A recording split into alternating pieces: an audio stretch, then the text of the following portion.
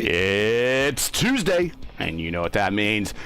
It's IndyCar night on iRacing. Hello again, everybody. I'm Gary Gotzo. Welcome to Race First coverage of Round 7 of Season 1 of 2024 of the soon-to-be known as the IndyCar Oval Series for the Tuesday night top split, coming to you from the newly, relatively speaking, reconfigured Atlanta Motor Speedway. As always, joining me in the booth for expert analysis from the NHR eSports team and the Lionheart IndyCar Series, presented by Butt Kicker, is Stephen Larkamp.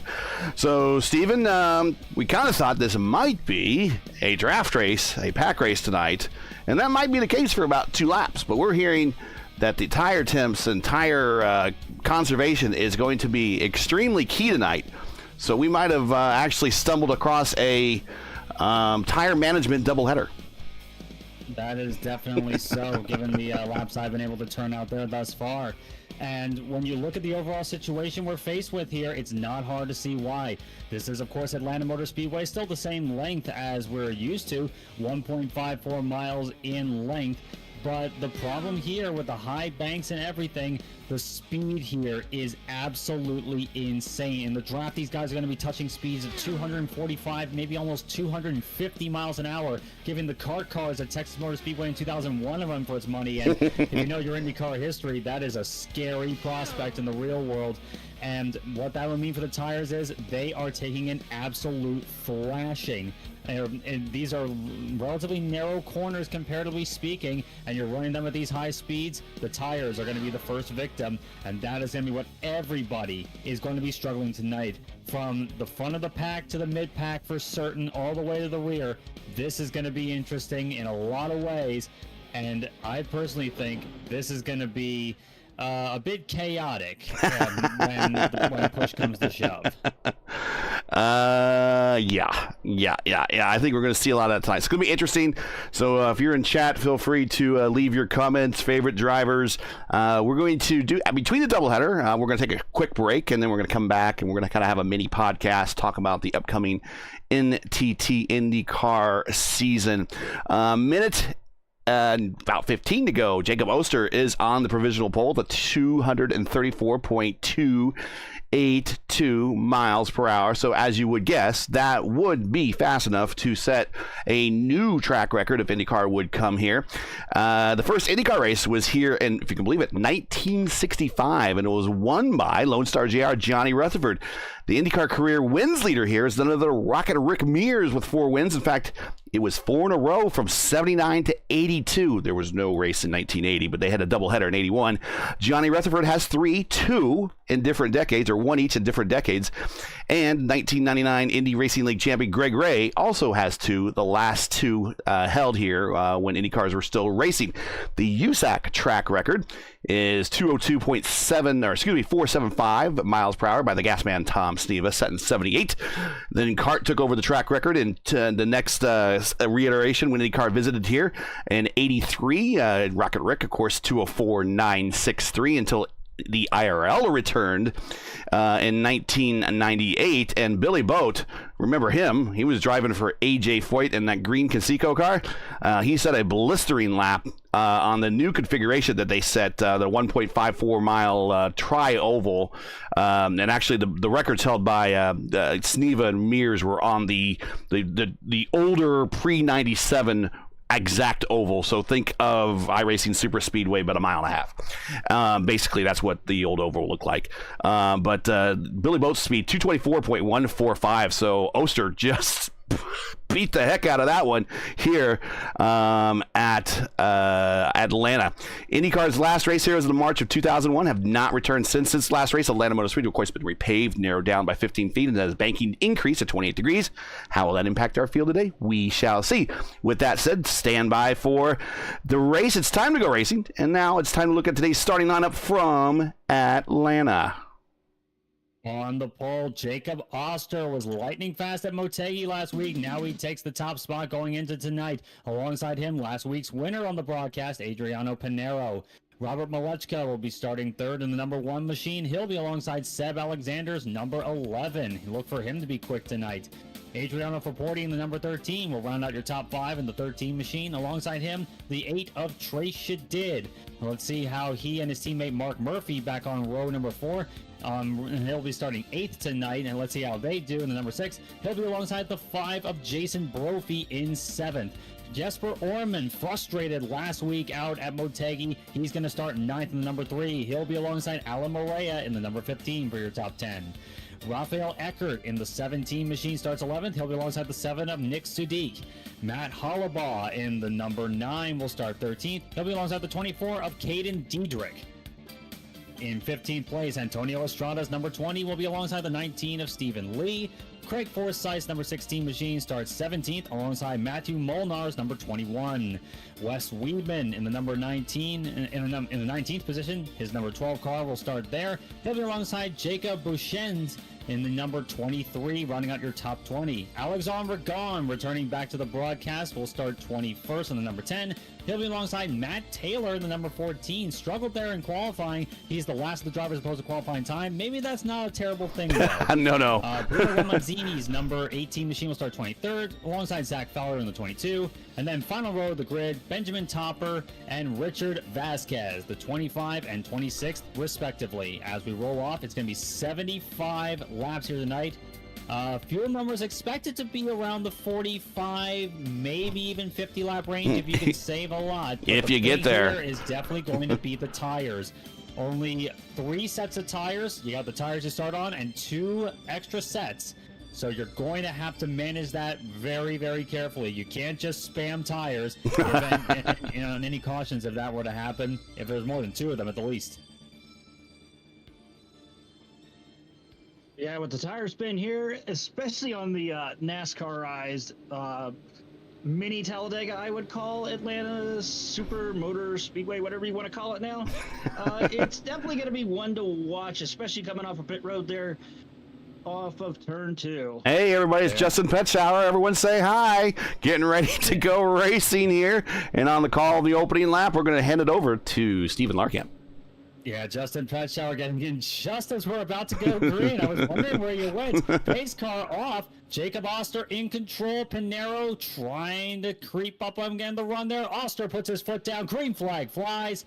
We are racing at Hotlanta. Pinero tucks in behind. Malechka, they're starting to get single file up until around the back of the top 10. Side by side with Brophy and Shadid behind them, but everybody clean thus far through turn number 2. See how long that lasts. Well, I don't think Pinero wants to waste any time. Yeah, Pinero side by side around the outside for the race lead. Adriano Pinero leads lap number 1. Malechka now alongside him, and he's running that high line there. A lot of drivers are preferring that high line here tonight from what we saw in some of the other races. So Malechka trying to get Pinero to wear his tires out in these early stages. For what they say, pretty much you get 2 laps of good tires and then you're fighting it. I think Alan Moreira might have started from pit road. There he is. He's all by himself. He was maybe thinking that was going to be a bit of a pile up on that first lap that there was, I guess, in yesterday's Monday's top split. Back there also with him all by himself is Craig Forsyth and Bruno Romanzini. So I think some guys are playing some early strategy here. We were being told in the pre-race that the undercut is extremely powerful here as RM3 goes to the lead. Robert Malechka's #1 machine takes the point, and you're definitely right. From the word we were saying to the drivers, we were of course talking with Mark Murphy, a good friend of the show. We were talking with him earlier.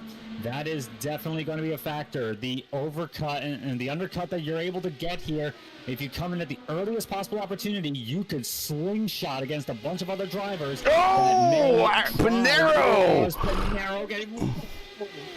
Pinero getting very acquainted with the wall in turn 2. Definitely not something you want to be doing, especially at these speeds. Cruising around here at around 230 miles an hour. In fact, Pinero never dipped below 230, going through 3 and 4 as he takes a peek to the inside on Malechka. Not quite doing it yet. Yeah. Who do you think he was? Kyle Larson? Well, he is going to be racing in the 500 this year, so it is an appropriate IndyCar topic to talk about. But a little bit further on back, we're watching the IAR teammates of Seb Alexander and Jesper Orman kind of following each other through the field. Oster falling back a little bit. I'm not quite sure if that is strategy or he's just sticking to the high line and I'm going to stick to my plan, whatever. But the IAR cars are going to follow each other through there down the back stretch and move up a spot. Yep. I saw Oster getting a bit squeamish there off of turn #2, coming very close to that. Saw that too, yeah. It's so easy to get out from and get that car out from under you just a tiny bit and slap that wall a little bit, and that is going to be your day pretty much ruined, even if you do manage to keep the car going somehow. I'm gonna quote Wally Dallenbach and Benny Parsons from the 2006 UAW Ford 500. The pin has been pulled from the hand grenade. We just don't know how long the fuse is, especially at these speeds. Exactly true. I get the feeling that that's very much the case. These guys definitely getting pretty chippy as we're working lap number 9. These guys are still not going to get Oster's changed his lane. He has gone down to the bottom now. Yes, he has. And again, I think the game plan for Oster and for a lot of drivers in particular is find the clean air wherever you can. I was just about to say that. Oh, Pinero lose. He's going to go up to the wall. There's a caution. I would have not expected. Careful, guys. I would have not expected that. I would have not expected in 100 years. That would have been our first caution right there. But last week's winner, Adriano Pinero, getting loose off of corner number 4. We've heard that turn 2 actually has a bit of a magnet on it right now. Runs through the cone, poor cone. But a classic getting loose off of 4 and rescued it, but. Did not take out anybody else, but he has many parts askew. And we have not gone yellow, guys. We are still green. So Robert Malechka is up at the front, and we've now actually, that's caused quite a few in the rear to kind of slow down a little bit, and we got a bit of a gap now between a couple different packs, and we'll go through that. But Oster now up to 2nd, Seb Alexander 3rd, Jesper Orman 4th, Adriano Fraporti, very smartly so far, getting him up to 6th. Jason Brophy, high, wide, and handsome on the high side there. We heard about his difficulties in the community Discord. He was not happy himself. He is working his way up, looking at the low side of Seb Alexander, try to get the position, get back into the draft. A little bit further on back, there's Trace Shadid right there, teammate to Mark Murphy. There's Mark Murphy. He's worked his way up into the top 10. And Matthew Molinar and Andre Alexander Ragon, who we haven't really seen since we really were doing the split last before the ban. So we thank him for rejoining us. He is back there in 10th spot. That is your top 10, and we are starting to spread this field out now. And definitely got to give props to both Molnar and Ragon here so far. Even on lap 14, Molnar up 9 spots from 18th to 9th. Ragon up 11. Up 11, yeah. 21st to 10th. So these guys finding the opportunities wherever they can, and they're keeping it clean thus far. Let's see what they're able to pull off down the line here. As I'm looking at Brophy and Alexander side by side up at 2. Brophy getting really close to that wall there, but Jason Brophy, experienced driver, of course, of true, one of the masters of these cars on these oval circuits. Brophy picking off spots wherever he can from 7th to 4th. let's see what he can do running down Jesper Orman now in the number 3. Also, not to leave him out at all, Zach Fowler back in 15th. He's up 9 spots. So he's moving on up as well. But let's get back up to the front. It's Malechka, it's Oster, it's Orman, it's Powerslide, it's Team I5G, it's IAR, and we are back there with Brophy with he is one of the other power teams that participates in the Lionheart IndyCar Series. So we got 4 of the power teams right up front. Yeah, private label team. Private label, yep. Pretty strong so far. Jason Brophy is very much a variable who's who, both of drivers and teams up at the front of the field. Of course, one of them would have been Adriano Pinero had the little contact there with Malechka hadn't happened, and that's one thing you've got to be extremely careful of. It's always been true in Indy cars, but none more so here than in Atlanta. At over 230 miles an hour, the slightest tap, even if it's net code, that will ruin you completely. And Malechka very much lucky right now that it didn't affect him too much. But Oster now starting to creep up a bit as I'm looking at Brophy trying to tackle Jesper Orman on the high side, going through 1 and 2. Well, welcome back to everybody, and this is a good positive momentum to have IndyCar back in the community and also broadcasting here on YouTube via iRacing. If you enjoyed today's race first coverage of the 40 RACEWEAR Tuesday Indy, well, now it's called IndyCar Oval Top Split, and you respect the stream, please do us a solid. Make sure you support us by subscribing, and while you're at it, don't forget to smash like and click the bell so you don't miss out on the future Race First iRacing broadcasts. We're going to have a lot of them. You want to stay right here, make sure to click that bell. We'll remind you, we are 20 of 75 in, and I bet you some people are wishing now that they can hit pit road. I'm sure some of them are at the moment, working lap number 20. Those tires have got to be screaming, especially to the people that have been fighting for position for quite a while now. It's going to be interesting to see when they actually pull the trigger there. It will be a few more laps before the pit stop cycle opens in earnest, probably around lap 25 to 30 thereabouts. So these guys are going to have to hang it out for a little bit longer, but I can bet you a bunch of these guys, when that fuel number is hit, they are going to be coming onto pit road for fresh tires at the first opportunity. Now, if we do go on board here for one of the cars... Sure, we'll go on board with, you want to go with Robert here? Yeah, let's go with Jason Brophy. All right, Brophy. Look at his hand movements. I mean, just look at that right there. Going it through the corner, just slightly up on that wheel there, trying to not have the back end of the car spin out in traffic. It's one of those, especially on older tires, you have to ease it up on the control of the car. That way, he's lifting too. He's lifting. Yeah, he's lifting too. He's trying to save as best he can. But of course, the old saying goes, we've seen what happens, even with the slightest, with the easiest of control behind another car, especially at a place like here. One little mishap, and it all goes to hell in the handbasket. Really quick. Yep. Oh, yeah.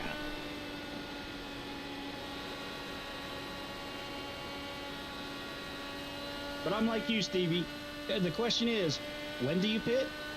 And when do you not pit to try and take that lead, stretch that lead out, if you do stay out, just a little bit more to try and gain a gap on the field. Very, very true. And from everything that's been described thus far, I'm keeping an eye on people trying to undercut. Trey Shadid getting ready to pick up a position on the top side, going to the 3 over from Horty here. Sorry to cut you off there. He got a good run on him. Not a lot of close battles on the racetrack, and it's about the closest one. Shadid, good launch off of 4 there on the high side. He gets past him at the line here. Still wheel to wheel there, and Shadid round the outside. I think Fraporti is not handling right. Let's Oster in trouble. Caution is out. Well, I think I did the broadcaster jinx on the to pit and when not to pit. Indeed, and looking at Oster right now, it looks like he just lost it on his own there, getting way up into that wall. Oh, and having to turn that wheel just a little bit more to make it around. Whoop, there it goes. Oh, yeah. That's all. Oh. And Oster's still going. I think he's being waved around past other cars there. We're still counting him as being ahead of them when the caution came out. but that right front wing end plate is completely gone. He's going to have to come in for repairs. Oh, everybody's coming in. Everybody's coming in. Everybody. Lechka, Orman, Brophy, Alexander, Shadid, Fraporti. Fraporti, I think, really needed to get the pit road. Murphy, Molinar, everybody. I don't know if anyone's going to stay out and try to do some interesting, crazy tactics here. I think if you stay out, you made the wrong move. So we're all coming to pit road, going to use one of those extra set of tires that are in each one of the pit stalls. From everything that's been described thus far. Go ahead. I wouldn't be surprised if Jacob Oster has a bit of a. Oh, look at that! Orman takes the lead off pit road, and also in front of Orman, if you notice that Pinero is now back in the race, trying to get some valuable points. He has moved off. He will probably get the wave around because I think he'll be the first car behind. He just reset. Oh, he just reset, so he maybe didn't like it. So he's back, and Jacob Oster, he is now down on the way, and watching everybody get off pit road. So it took him a little bit longer to get repaired, but he might be good to go. I'm sure there's some maybe hidden damage that we don't see on these cars. And I was about to say there's probably a little bit of damage to that right front steering arm. So we did have someone stay out. Stephen Lee. Stephen Lee staying out thus far. I'm wondering if this is a fuel game a little bit. Maybe even, especially since it's kind of close there as Stephen Lee now ducks on the pit road. Because that's the thing I was saying earlier. If from everything that's been described from our conversations with Mark Murphy, staying out and going on a restart on worn tires is pretty much a death sentence in a lot of cases. You're going to be wheel spinning for days. You're going to be swamped at the start. You may even wreck yourself if you're not careful, because Atlanta can definitely do that to you, especially in the quad oval section. Yeah. Well, I was also going to mention, I think what Stephen Lee was doing was what a few of us would do in both the IIS and the NIS. Let everybody else go down pit road and then stay out and then go in. That way, in case there's shenanigans that happen on pit road, you're not caught in the middle of it. Well, at the sacrifice of a ton of track position, though. Yeah, and especially with a race format this short, 75 laps may sound like a lot to some, but it breezes by. We're working lap 29. We're only 12 minutes since this race started, so it is a fairly short affair time-wise, so it's going to be interesting to see what Stephen Lee has in mind going forward here. Another thing I wouldn't be surprised. What's that old saying? Cautions breed cautions. So yeah. He's betting on another caution happening. I guarantee it. That's why he stayed. He went one extra lap, let everybody go in, and then he went in. I guarantee you that's why he did it. Let's say hi to everybody in chat, including my good friend Rick Ravon in there. Rick, how you doing? We're getting ready to go green for lap 30 of 75. Jesper Orman is your leader. Thanks for everyone watching here on RACEWEAR, part of the Tuesday night IndyCar Series Oval. Yeah, we'll work on the delivery of the title of the series, especially when it officially gets renamed. But Jesper Orman, good launch right out of the gate. Yes, he did.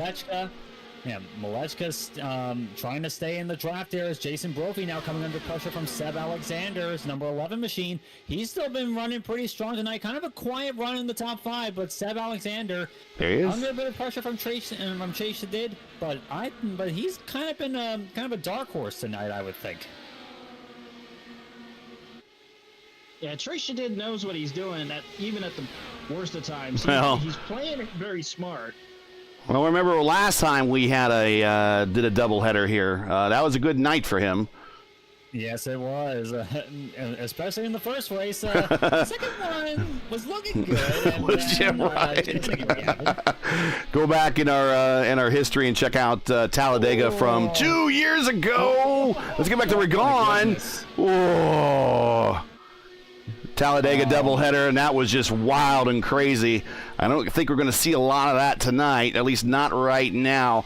Fraporti, again, is he struggling or what? I'm not used to him seeing him as falling back as much as he is. Mark getting the car, not much of a gap there. He is very definitely holding up Mark Murphy. Mark is not going to like that all too much, especially with Alexander Gahn breathing down his neck. As Murphy trying to not only hold off the advancing Gahn, but to get up by, to get up past Forporti. Forporti definitely looks like he's struggling a little bit, especially running in the slipstream of Trace Shadid as he is.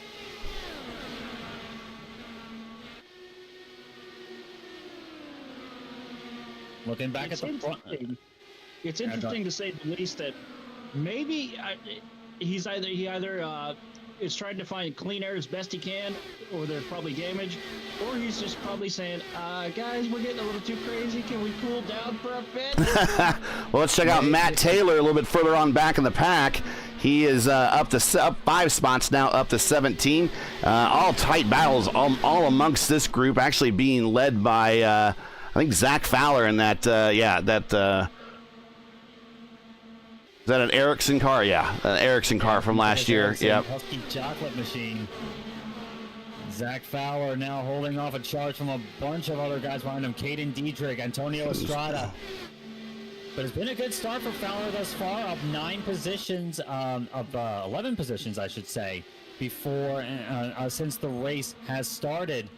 So Fowler off to a decent start so far, and if any more chaos were to ensue, I think he could be in a good position.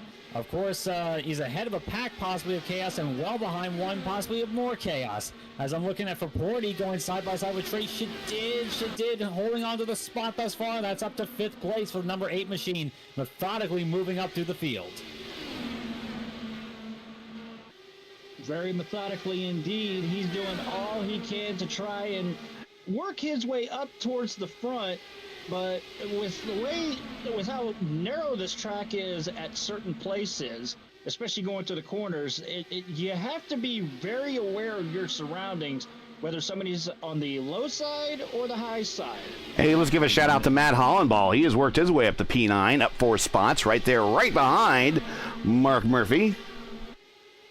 Yeah, and he's having one of the best seats in the house of this battle here. Murphy, Regard, Forporti, and they've caught up well and truly to the lead pack here. Jesper Orman and Robert Malechka still holding on to those top 2 spots, with Brophy sitting right in their wheel tracks. Seb Alexander's got the best seat in the house for that one. But then they got a pack of cars here, the top 10, all within less than 2 seconds of each other.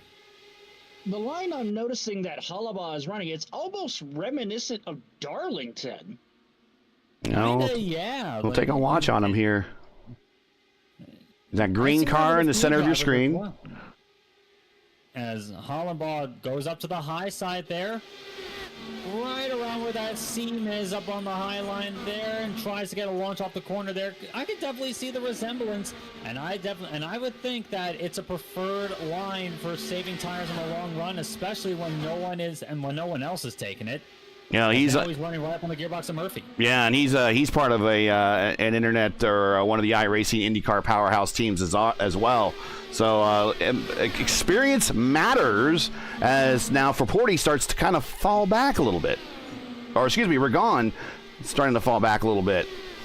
Yeah, he is starting to drop back there, and he's taking Mark Murphy back with him into the clutches of Hollenbaugh and Matthew Molnar in the 21. So Murphy definitely not appreciating this situation. Go ahead, Justin. Apparently there was a pass for the lead that we missed. Malechka, there he is. Yeah, has taken the lead from Jesper Orman. Look at Brophy now going to the inside for P2. So Jesper Orman starting to either struggling or dropping back of his own volition here, as Malechka moves that number 1 machine back up to the point. But look out for Jason Brophy. He is on a mission tonight. He was not happy the last few nights, so he is going to be out for vengeance.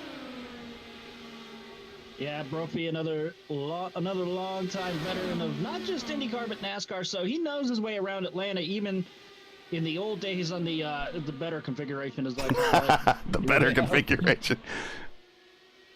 You know, one of the things that part of the iRacing's renewal of the NASCAR license is they said that they would bring back historical NASCAR tracks. And boy, would I love to see the original 1.522 mile original Atlanta Oval. That would be pretty cool, and recreate have your own recreation of the Hooters 500 with the 87 Cup cars. That would be fun. Can I also throw in another one? Can we please get Riverside International Raceway on? That would be great. That was close. Matt Molnar on the wall, actually.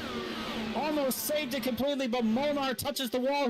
He's hurt. Right he is hurt. Yeah, that's going to be a meatball, and everyone's going to run up on him. Keep it off the wall, man. Keep it under control. Just get the pit road. Keep it the pit road, man. He's done a good job thus far, and he's going to be backing off the throttle here.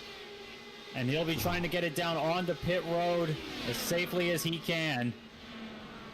Working lap 47, going into lap 48, as Jason Brophy now takes the race lead from Robert Malechka.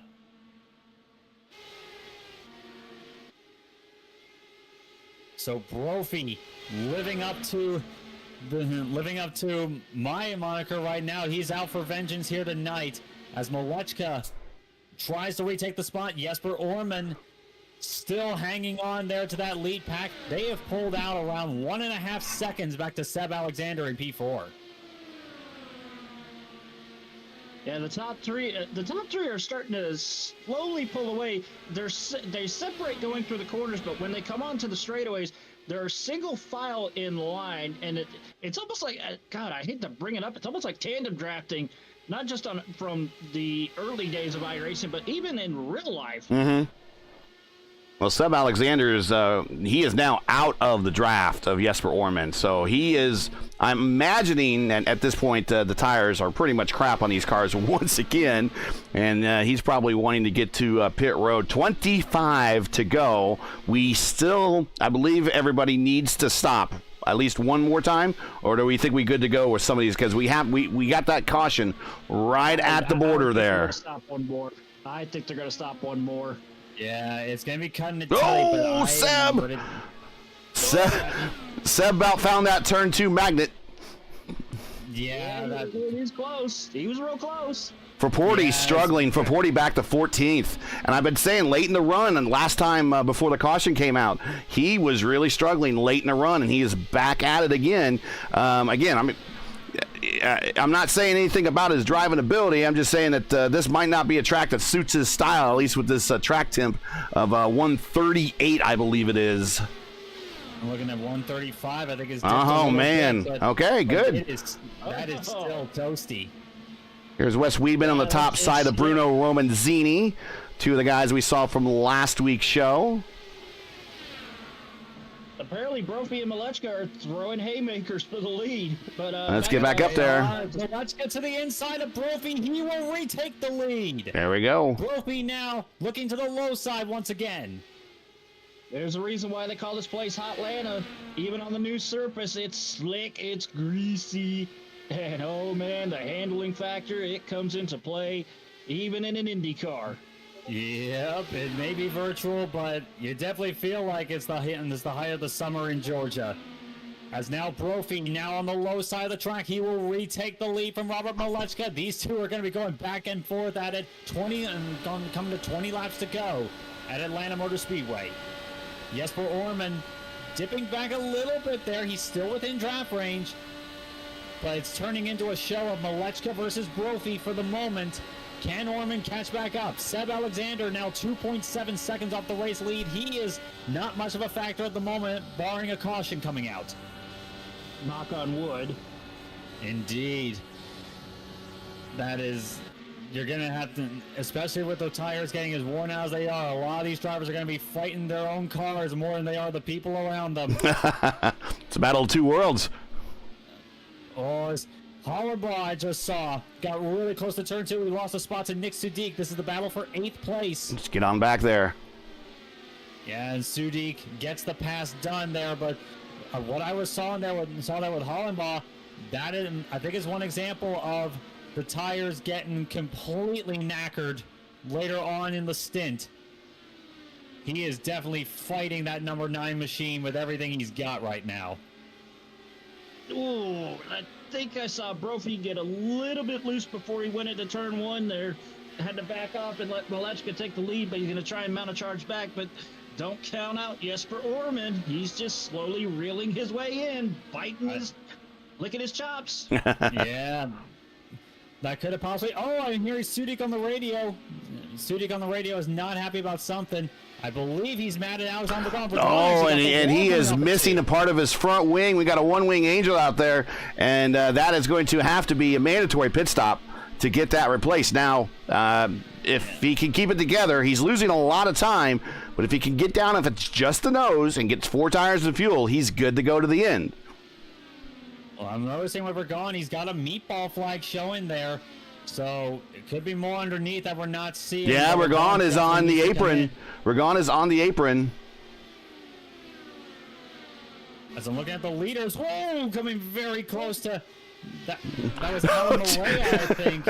So many places to put the camera on this track. Action all over the track here tonight, but the lead battle still not giving up the ghost of the moment. Malechka versus Brophy, but that bobble there by Alan Morea holding up Jesper Orman, that is probably severely hurt Orman's chances. Of course, caution notwithstanding. Yeah, he's 8/10 back from this battle, so he's still within the draft. But at some point, when these tires just are completely useless, the draft isn't much of an aid to you anymore. Definitely not. Going down the front stretch. It's pretty much the only place that would be a benefit, but most of the place that actually matters here on this circuit is in the corners.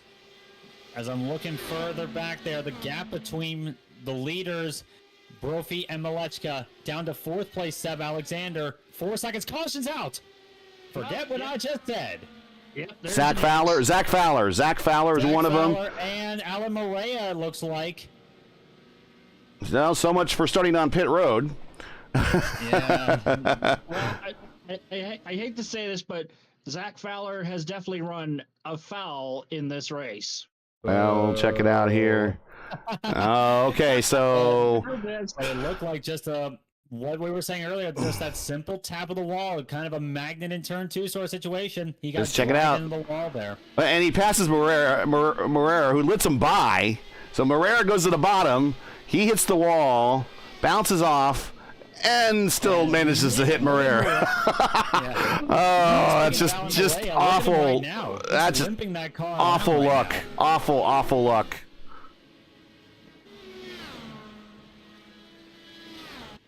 Yeah, he's going to need to get that thing on the pit road here. I think what he's trying to do is get that extra lap and get a position in the standings. But that configuration you see of his tires, that's no bueno. That will not get you anywhere, even on a short oval. No, it will not. But regardless, everybody is going to come in behind them as they naturally would. Malechka locks up his brakes incredibly hard coming up the pit road. Oh my goodness. Yeah, this is it. This is the final stop. Just enough fuel to get to the end. That's all they need to do. Everyone's going to put their last set of tires on. Now, if there's another caution and someone manages to save a set, we shall see. The biggie here. Up on the jacks, everybody goes. Let's see how... Oster hits pit road hard there. Oh, I think Brophy got it. At the same time, it's going to be Brophy. I think Brophy got it. Pretty wide coming off of pit road. Oh my goodness. And Jason Brophy holds on to that race lead. Malechka, Orman. All right, so somebody did stay out. Yeah, so Jacob Bouchen staying out. So Nick's looking. Yeah, Nick stopped. He's good to go to the end. He got the damage. He wants to probably get the wave around. Who else we got out there? Molinar? Yeah, Matthew Molinar.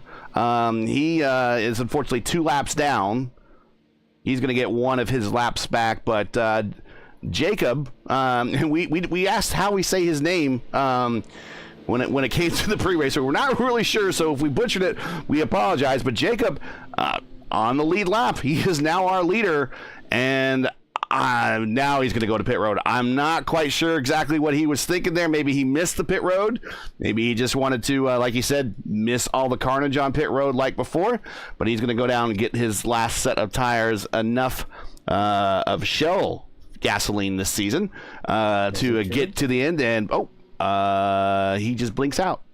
So, this world's back. Now he's back. No, okay. So it's going to be one of those dice. Okay. Yeah, he's having some connection issues at the moment, but Bushen getting it back underway. If I'm pronouncing your name correct or wrong, feel free to let me know if you see this. So we had in chat Michael O'Brien there. This is going to be spicy. Yes, it is, Michael. I guarantee that. I want to say hi to AJ Musselman. Good to have you in the chat as well. Everyone, if you got a chance to hit the thumbs up, do that. Subscribe to the channel if you haven't done so already. Make sure to click the bell for future iRacing programs here on Race First. We got 10 to go, boys. Fresh tires. It's going to be a sprint to the finish. I think it's going to be, some people are going to really say, you know what, I'm full sending it. I guarantee that's going to be the case for pretty much everybody concerned. Brophy having to hold off Malechka, Orman. Alexander's back in this fight. Tracia did as well, and Mark Murphy. I expect nothing less of all these guys. They are going to be... Hey, there's Mark Taylor. Where does Matt Taylor is in this battle all of a sudden? He's in the top 10, up 14 spots. Hollenball's back there. Wes Weidman, he was in the top 10 for most of the race at Motegi last week. Again, in the top 10 here. Here's Romanzini. Here's Forsyth. So, as Randy Macho Man says, the cream always rises to the top. Indeed they are, and at the top right now is Brophy. He gets his foot down. Green flag flies. Good start right now for the number 5 machine, Malechka, trying to catch back up. Orman staying in the slipstream here. A big start here, but massive gaggle here. Shadid and Murphy, the teammates alongside Raphael Eckert, Matt Taylor, and Matt Hollenbaugh. They've lost a ton of time to the race leaders. This is going to be a fight in and of themselves, it looks like. Yeah, it's car on the inside on the front side. That's Romanzini. No caution. No caution. No caution. Bruno Romanzini staying on the apron. He's getting it back underway. Good save right now for the number 18 machine, but back towards the front. Orman up high. Orman, oh my goodness me. Jesper Orman now taking it to the top side on Jason Murphy. Here comes Malechka 3 wide almost. Did he get the wall nearly? 3 wide into turn number 1. Orman in the middle. Brophy down low. Malechka up high. It's going to be Brophy leading off at turn number 2. It's going to be very close. Still 3 wide. Amazing stuff. Insane action here at Atlanta Supermotor Speedway, whatever you want to call it now. Supermotors. But this is what we... Very close call there. Brophy with Orman, Malechka coming dangerously. And if you're Seb Alexander, what do you do? If you're Seb Alexander, what do you do? Grab a bag of popcorn and try to shoot Seb Alexander. This is going to be a great tussle for the last 5 laps, I can imagine. It's Malechka looking high, looking low. Everywhere he possibly can, he's going to try and get under Orman.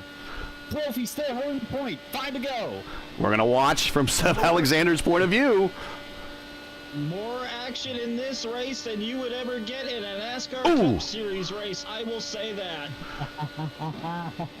Those fighting worse than NASCAR fans, but look at this fight and tell me that it's wrong. Tell me when I'm telling lies, folks. Beautiful stuff there as Orman tries to get a launch up on the high Here comes side. Alexander. He's in the picture. It 2 wide, almost 3. Oh, such good action. I got no words to say about this. And now it's a 4-car battle because Alexander's there. 4 to go, coming to 3 to go. He's there. Looking for clear air wherever he can. Look at Seb Alexander. Alexander's there. 4-car fight for the lead. Are we about to see the 2013 Freedom 100 finish all over again? Except in virtual form? That'll be crazy. Here we go. It may not be at Indianapolis, but I wouldn't care. It's still good racing. And you know right now these tires are done, so they're just hanging on. Oh, yeah. 2 to go. 2 to go is all they need. Orman looking to the outside. Brophy holding it confident down there on the low side. Can Orman get a run on him? Can they get a big launch there? Here comes Malechka again. 3 wide once more into turn number 3. Orman still got a wheel alongside the number 5 machine. White flag in the air. Oh, Turn one. Malechka drops back. Still wheel to wheel. Jesper Orman. Oh, he bobbled a little bit. Oh, Jesper Orman with the bobble there. Here comes Malechka looking to the high side. Oh, it's going to be close here. Orman once again within the high side. Brophy's looking confident, though. Malechka forces it up down low. Brophy all the way down low. Checkerboard. Brophy gets it. Brophy. Jason Brophy wins. .042. 042, ladies and gentlemen. Oh. Robert Malechka, 046. 4 1,000s. Well, maybe we're going to have a good doubleheader, boys. Maybe so. These guys are if that's any indicator, I think the second one's going to be a lot of fun. But Jason Brophy. Pull up the photo finish camera. Pull up the photo finish camera at the start finish line. We got to see how close that was. Let's have a look at this. As Brophy brings it to the quad oval to celebrate this win, and look how close it was. Oh. Well, let's get the final standings in for this race, so we can get off into the interview room. But Jason Brophy, you're a winner by the narrowest of margins over Jesper Orman and Robert Malechka the third. Sub Alexander, he brought his car into the battle there at the end. P4, Trey Shadid works it up his way up to P5. He actually the biggest gainer of this race, so we'll shout them out here in just a second, is Rafael Extra's P6, Matt Hollenball P7, Mark Murphy P8. We were talking about Mark Murphy just surviving and probably getting the top 10. I think he succeeded and did that. Wes Weeman with the top 10. His P9, Jacob Oster, recovers to a top 10. P10 for him. Craig Forsyth, the man who's always there at the end, P11, but considering where he started, he worked his way up 6 spots, so he finishes 11th. Benjamin Topper, I believe that is our biggest gainer of the race, up 13 spots to 12th. For Porty with handling issues, but hangs on to 13th. Estrada does a good run to 14th. Caden Dietrich's up to 15th. Let's get on to the next page here. And I think someone in chat said how to say it's Beauchain, Jacob Beauchain. So he is P16. Stephen Lee is Robert Lee's general of the South. Stephen Lee is the driver in the South. 17th, Richard Vasquez. 18th, Matt Taylor, who was up in the top 10, somehow got shuffled on back. P19, Nick Sudik had some issues with some contact. Recovers to a top 20. Roman Zini, Molinar, Fowler, Marrero, Ragon, and the surprise in this one, this is going to be his drop race, I'm sure, of this week, is Adriano Pinero, P26. I mean, it happens to the best of us, guys. It happens to the best of us. Oh yes, it does. We all could tell you, it's just the way of the game, especially here, close quarters at 230 plus miles an hour.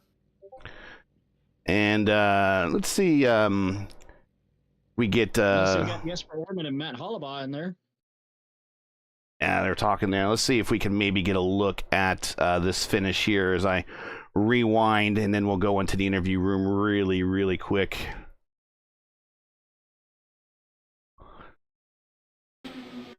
All right, we'll get we'll go on a race verse 1 blimp airship here. And we'll watch these guys come in.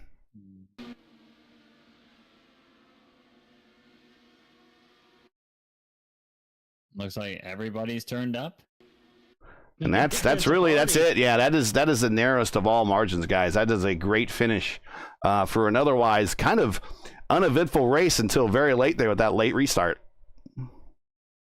Let's get into the interview room, and third is Robert Malechka, so we'll bring him on up. Hey, Robert, we got you here in the booth. Man, what a show there in those final 10 laps in that last 10-lap sprint. You were kind of in an interesting position where you were kind of, you necessarily didn't have to force your way through because you always had kind of a third place to go on the high side, but that really wasn't working out. How were those tires at the end, and how much slip sliding around were you doing as you were coming down for that white flag lap? Yeah, well, first I gotta say sorry to Adriano. I mean, I think we just kind of got crossed up there. I think he might have been letting me inside, and I thought I was going to be going outside. And with how on edge we are. Just the whole lap, it's extremely tough to kind of drive these things. But yeah, I mean, I think what really lost me the race was these guys having kind of more experience on restarts. We have pretty significant wheel spin on starts and restarts, and I think Jasper and Jason have both done probably 2 or 3 at least this week, and that was my first one. So Jasper got to my inside, got the lane 2, and that kind of made me stuck on the outside. There was probably a few times where we were extremely close to crashing. But I mean, I trust Jason and Jasper a lot, so hopefully we put on a good show, and yeah. So one of the questions I wanted to ask you as the community liaison, kind of for the which is now going to be called the IndyCar Oval Series, was it a conscious effort made to not make this a pack race and kind of make everyone manage their gear a little bit better instead of the pack races we've seen here before in the past? Yeah, I mean, I think the setup is based off of what we had in the Lionheart IndyCar Series, where it was kind of packy the first half or so of the stint, and then it kind of really spreads out, and you really feel the tire wear the last half, which I think we got. I mean, the track temp, I don't think it's supposed to be this hot. I mean, I think this is the hottest, at least for me, this is the hottest I've ever seen a track temp on here. So, yeah. Supposed to be a little bit cooler, but, you know, do the same thing. But, you know, myself, Trano, and a few other guys really seem to kind of nail this package. Yeah. Good job. Good job, guys. It seems to race really well. Yeah, you know, we're sliding around probably a bit too much for newer people, but, you know, for the top guys who can't really control these things with their foot, you know, it's a blast to run. Before we let you go, and we'll be sticking around for the 9:15 race here, so we're doing a doubleheader tonight. Anybody you want to shout out to, say hi to before we let you go? Shout out the power slide. You know, I think, and kind of just, you know, I guess the whole community. I mean, we've been really working at it to put the series where it deserves to be, and that is, you know, one of the best series on here, one of the best cars on here, if not the best. In my opinion. And you know, I'm glad, you know, you guys are back, broadcast race spots back with broadcast, and we can really showcase not only this car, but, you know, the talent that all these drivers have. So yeah, it's great to have broadcast back. And you mentioned something about the popularity of the car now since it's back, quote unquote. How were the numbers last week for Motegi, off the top of your head? Motegi was, I think we had roughly, 710 unique drivers, which is the best in over 2 years, maybe 3. On a non-Indianapolis week. It's not, yeah, for a track that is not popular. Like, I mean, I think the last 2 or 3 times we've ran here, we've had like around 300 to at most like 350 people sign up over the course of a week. So, you know, the hype around it is doing well. And I think this week we're already at maybe even 400 people. Great. Attempting races, which is great to see, especially with the setup that is not easy to drive, as you guys probably see that whole race where we're all the time. And, you know, people that don't normally self-spin or spinning, and yeah, it was but yeah, you know, but very thankful that iRacing IndyCar's made a deal here. And yeah, well, thanks for making it fun for all of us, and thanks for being that community liaison. That's a thankless job. We know that, but hopefully we'll catch you in the next race. If not, P3 tonight. Good job, and we'll catch you in the next race. Yep, thank you guys. Take care. Yeah. All right, let's bring up now Jesper Orman. Here he is. Jesper, good buddy. Finished second there, so close. But after seeing some of your escapades from last night, a better night. Yeah, thanks, guys. Yeah, that was a lot of fun. How did you guys enjoy the 3 wide 10 laps ago? We you know, we enjoyed it pretty well. The other guys lost their voice. I have to keep mine for a little while longer.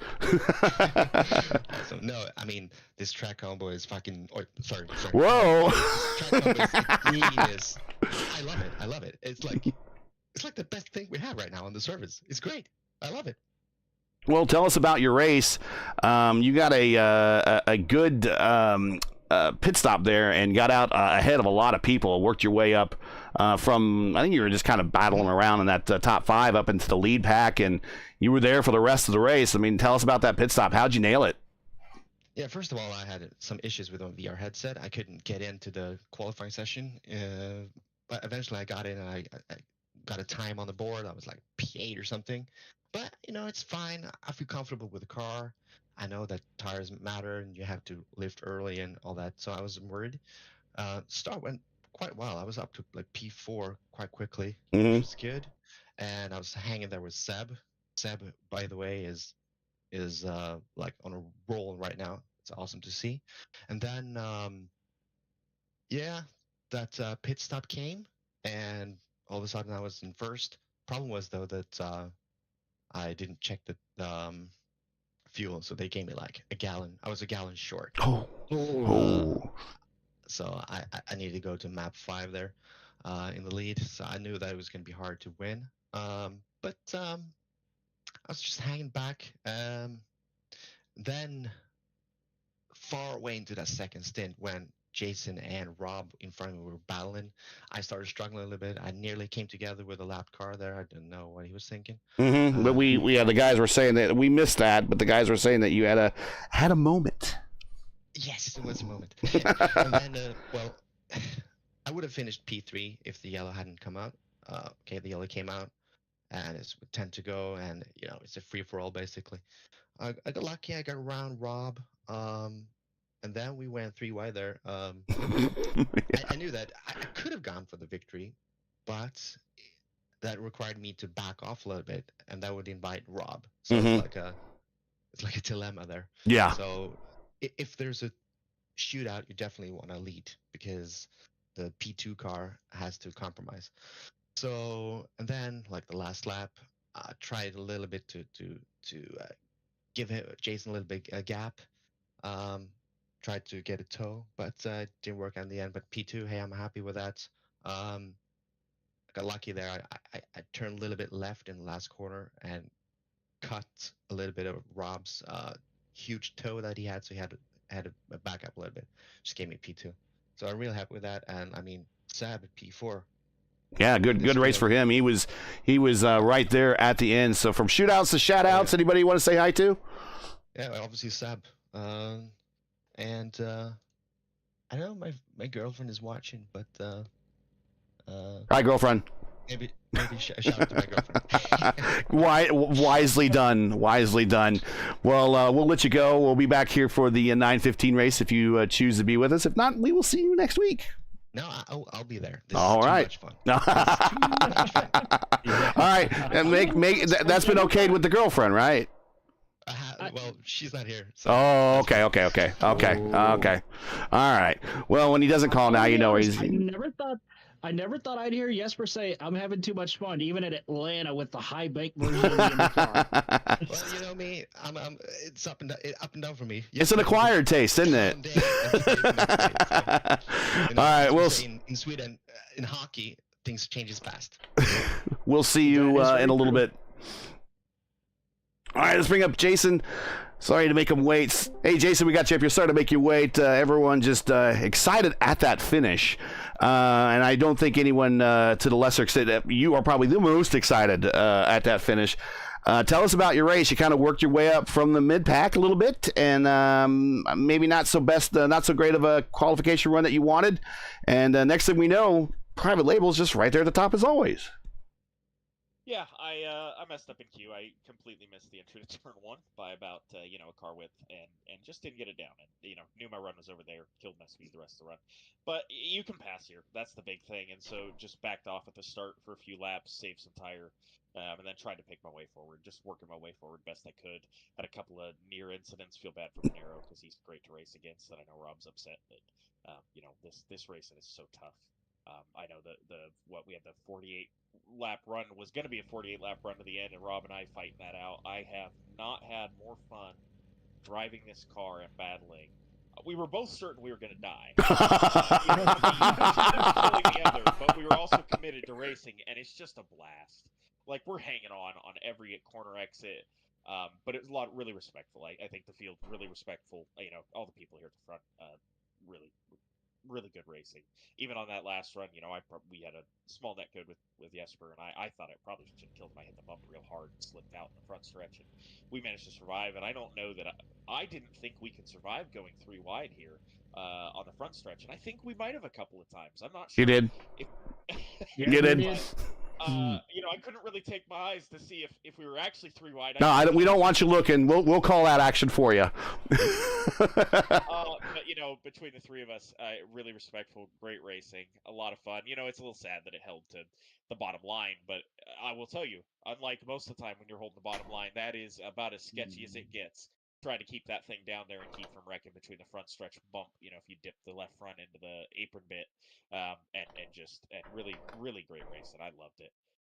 This can't do the next one, but I'm glad I got to do this one. So, because this will actually be the last time I get to do it this week. Oh, well, we're glad we got to see you. We're going to be here for a doubleheader, so then I guess we're going to guarantee a new winner for the second race. But like I said to Orman, to Jesper Orman, we were just talking to him as we go from shoutouts to shoutouts. Anybody want to say hi to, thank for your victory here today? Yeah, obviously, private label team. I've been running with them. I'm actually going to go down and see them now. At the Daytona 24, most of the guys. Ooh, nice. That is why I won't be running the rest of the week. But yeah, and then obviously the guys I was racing with there, Rob, even Jacob at the beginning. I make it sound like even Jacob. Whoops, sorry. But no, Jacob at the beginning when he was racing, I know he had some issues during the race, but all those guys, really fun to race against, and the racing really fun. I think Brandon Trano helped with this set. And Rob, obviously, as community manager, helped put it together. I think we got a little warmer weather than we expected. That's an understatement. It's pretty rough for newer people, but I also think it's a large part of why this racing is such a blast. So, real happy we got to do this. So, I appreciate you guys for broadcasting this. Thanks. No, we love it, and you put on a great show for us. Oh, go ahead, Justin. Jason, between you and I as former NIS racers, which would you have? Did you say you would have more fun in this one or in the stock cars here in Atlanta? Careful what you say now. Oh, this. I used to love speedway racing, and then I became good at this. I don't like super speedway races, especially. No. This stuff is whatever. The real life stuff for super speedway racing was great. I don't know that the track on iRacing races like that right now, but because it's already losing grip in real life. But this was a blast. This is as much fun as I've had driving at all ever. Anything on this sim, any combo. It reminds me a lot of the old Atlanta.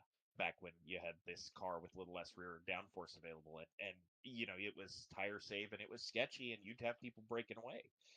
It was a lot of fun. Even in cold weather, you'd be drifting around. So this is probably the most entertaining combo. I think I even rank it above Kansas, and that's saying a lot. Oh wow! Wow. Wait a minute! Wait! Did I just hear that right? Yes, this is a blast. This is just as much fun because you can also burn the tires completely off. Mm-hmm. It's not just, so. All right, well, we'll let you go so you can get some rest for tonight. But thanks for showing up. Good to have you here. Congratulations on the win. Maybe we'll catch you next week.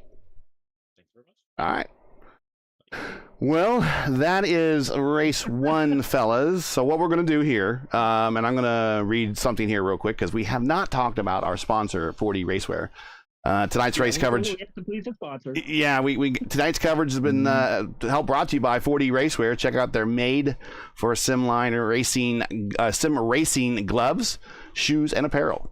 Visit them today at 4dracewear.com, and there should be a link in today's description. Click on that. Go there while we're waiting for the next race. We're going to take a little bit of intermission, so we can go grab a breath, a drink, and whatever it is we need to do for about 5 minutes. And then we're going to come back.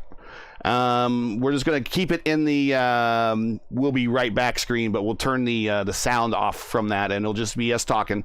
And we're going to talk about the upcoming NTT IndyCar season, which are still they're doing preseason testing right now on the Roval. I hate that word. I wouldn't even call it a Roval. I know it's their Anfield Road course. Let's just call it is what it is. But at Homestead, and that started yesterday and today. and I believe they got some more tomorrow. And we'll talk about that. Talk about the schedule. Talk about hybrids, and maybe we want to spend some time talking about a new TV deal, because this is the last year for the current TV deal for IndyCar racing. And there was a big TV deal that broke today, and I want to put that in comparison to what IndyCar could possibly do going forward. So we got that, and we can, everybody that's in chat, if you want to hang out, you can ask your questions. We'll do our best to make sure that we'll keep our eye over on chat, but we'll go ahead and take about a 5-minute or so intermission, and we'll be right back with a little bit of a impromptu podcast before we get ready for the 9:15 race. So let's go ahead and reconvene. Actually, we'll just make it nice and easy. Reconvene at 8:30. So we'll be right back here 8:30 Eastern. So 7 minutes. 7 minutes. So we'll see everybody back then. Thanks for watching. Thanks for hanging out. Thanks for holding on. And we'll be right back.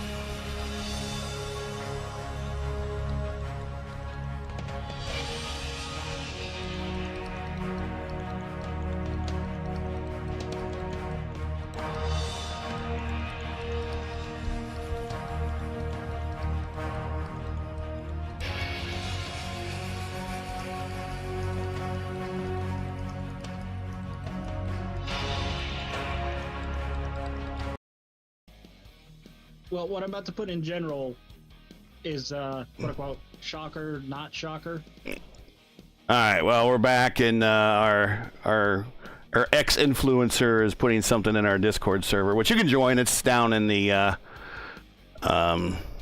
link is in the description. Le Mans games due in 28 days. No pre-order, no price, and you can put it only on your wish list to stream. We got a feeling we might not see it. You think? We can definitely talk about that, but Mark Murphy, oh no, how will we ever survive without another non-existent MSG? Well, let's talk about that real quick. For us, here on the sim racing side of things, getting ready for this 2024 NTT IndyCar season, it started off really good because, and some people in this chat, as a matter of fact, saw the writing on the wall and knew this was going to happen and told me to be patient. And I was. It was hard, but I was patient. But we got everything taken care of now. But since then, it's kind of been a string of bad news, kind of, or disappointing news. First off, it had to do with the hybrids not being ready for the season. Gosh, I don't know where to hang that excuse on anybody in the IndyCar garage. They've had plenty of time to work on them, I imagine. I don't know really what were they waiting for these extra lightweight parts that they just installed on all these cars that they're testing right now? Is that what they were waiting on for? And that's one reason. Or I don't know. I agree. They promised and they've worked on them before, and they really should have been ready by this point. And if you can counter me on that one if you know what's going on. So, and the other thing is in Honda and Chevy, mainly Honda goes, I don't know if we're going to be in this series, for costs. So we're right back to where we left when we last left the split. We were talking about one of the reasons why we did the split is, teams and drivers wanted to work on their own engines and go back to the old days and not have to do about engine leases. Well, now we're back to engine leases, and now everyone's like, oh, I wish I could work on my own engine again and all that stuff. So are we doomed just to repeat the past in this case? I mean, gosh, I feel like we've been down this engine road so many times with IndyCar. And then, that's kind of the bad news. We're still feeling some seats, and I think we got about 30-ish confirmed for the entry list for the 500. And then we still have some drivers that have not, or teams that have not announced drivers yet. And I think Dale Coyne's one of those, and we still expect 2 from Dwyer Reinbold and one from another team. But let's talk with the hybrids. Shoot, whoever wants to go first. This is just we're freestyling podcast here, so go right ahead. I mean, I'm going to be honest. I think it's just a perfect storm scenario. The lockdowns and stuff when the hybrid system was supposed to be coming out 4 years ago, 5 seasons ago, basically, that pushed everything back. The supply chain issue, the chassis itself, they're having to basically try and almost retrofit a hybrid engine into a at least 12-year-old chassis now. Mm-hmm. And so they're trying to do the best they can, but I'm going to be honest. And if we're going to get the hybrids at their max potential, we need a whole new car. And who knows how long that's going to take. I would definitely agree with that for sure, especially since like hybrid engines in general, they pretty much always warranted a new chassis. Like you look at Formula One, for instance, when they went serious on hybrids back in 2014, they basically had to rebuild all the cars from scratch to be able to suit the engines. And like they became more powerful. They had less downforce on them initially. Of course, that changed in 2017, but you basically have to make a bespoke chassis to be able to get the most out of it. And trying to jury rig that into what's effectively still the old DW12 chassis from 2012, that could well prove to be a lot more difficult than you may have, than the layman might think. That's right. If you're You're new to IndyCar. You mentioned a good point. If you're new to IndyCar, and if you're one of the many F1 converts that have shot over to IndyCar, we are, even it's called an IR18, and it's the 2018 body kit on a DW12. Is the base chassis, the tub and everything is DW12. So that's 12 years old. And that's a 12-year-old tub. I would love to be a dissenting voice here. Go ahead. Dissent. If only I dissent, right? Norman Mailer. Anyway, this is Mark Murphy, everybody. Mark Murphy joining us. Hi, everybody. Black Magic has let me out a run in the second one, so I can join Gary up here and play in the booth, and Justin and Steven. But I don't really place a lot of stock in the chassis. I think, as you look down through history, cars have historically been used for any number of years. Even in the heyday that everybody cites in the 90s, if you go down in the basement of the now gutted and under renovation museum, you'll find 3 cars. They're officially titled 94, 95, and 96 Renards, belonging to Jacques Villeneuve, Buddy Lazier, and Arie Luyendyk. And all 3 of those cars, right, entered as 94, 95, and 96 cars, are actually sister cars with sequential numbers on the tub. Yeah, that's right. And so, I don't place a lot of emphasis on the year of the car because, it might have been a 96 Reynard it might have been a 96 Reynard, but in reality it was a 94 tub with, a new body panel. New aero kit. Typically it was a new aero or an aero update kit that they typically slapped on. They weren't new cars every year back then anyway. You could buy new cars back then. But I mean some of the teams that didn't have the funding would just buy the yearly update kit and they would slap it on. But if we're talking now, I mean, there are teams now that buy new tubs every year. But what I'm saying is the design being 12 years old, that doesn't really bother me. We had, the same basic design. I don't think that really bothers anyone because the existing design is safe and is proven. It's just hard to believe that no new innovation has gone into IndyCar on the chassis side, really heavily on the chassis side since 2011. Have we considered, gentlemen, that we may be at a point where there's just not much more left to develop? And that could be too, like we've reached the defining point of a car with this wheelbase and at this weight. Well, they're going to change. The aero screen is going to be one of the biggest things that's changed in the car that has really affected the handling has been the aero screen. So that moved a lot of the weight forward, higher and forward. Okay, now the aero screen, which is the same design, my understanding, is just lighter now. So that moves the center of gravity slightly to the back and slightly lower now. So they're going to have to work that out in setups and stuff. Setups are going to be different and everything. But then there's all these new parts, these new lighter parts that they're putting in there too. That's going to impact weight, and impact's going to and weight distribution is all about setup, right? Or setup is all about weight distribution. So and there's going to be a little bit to be done during and not talking about reliability when we're starting a new lighter drivetrain. Are we going to see snap drivetrains in the middle of the 500 or something? I hope not. Flowing. I mean, that's something we haven't seen. No. You go back to the 80s, and case in point, one of my favorite IndyCar races of all time is the 86 Michigan 500. 8 cars finished, 2 cars on the lead lap. Third place was like 10 laps off the pace or something like that.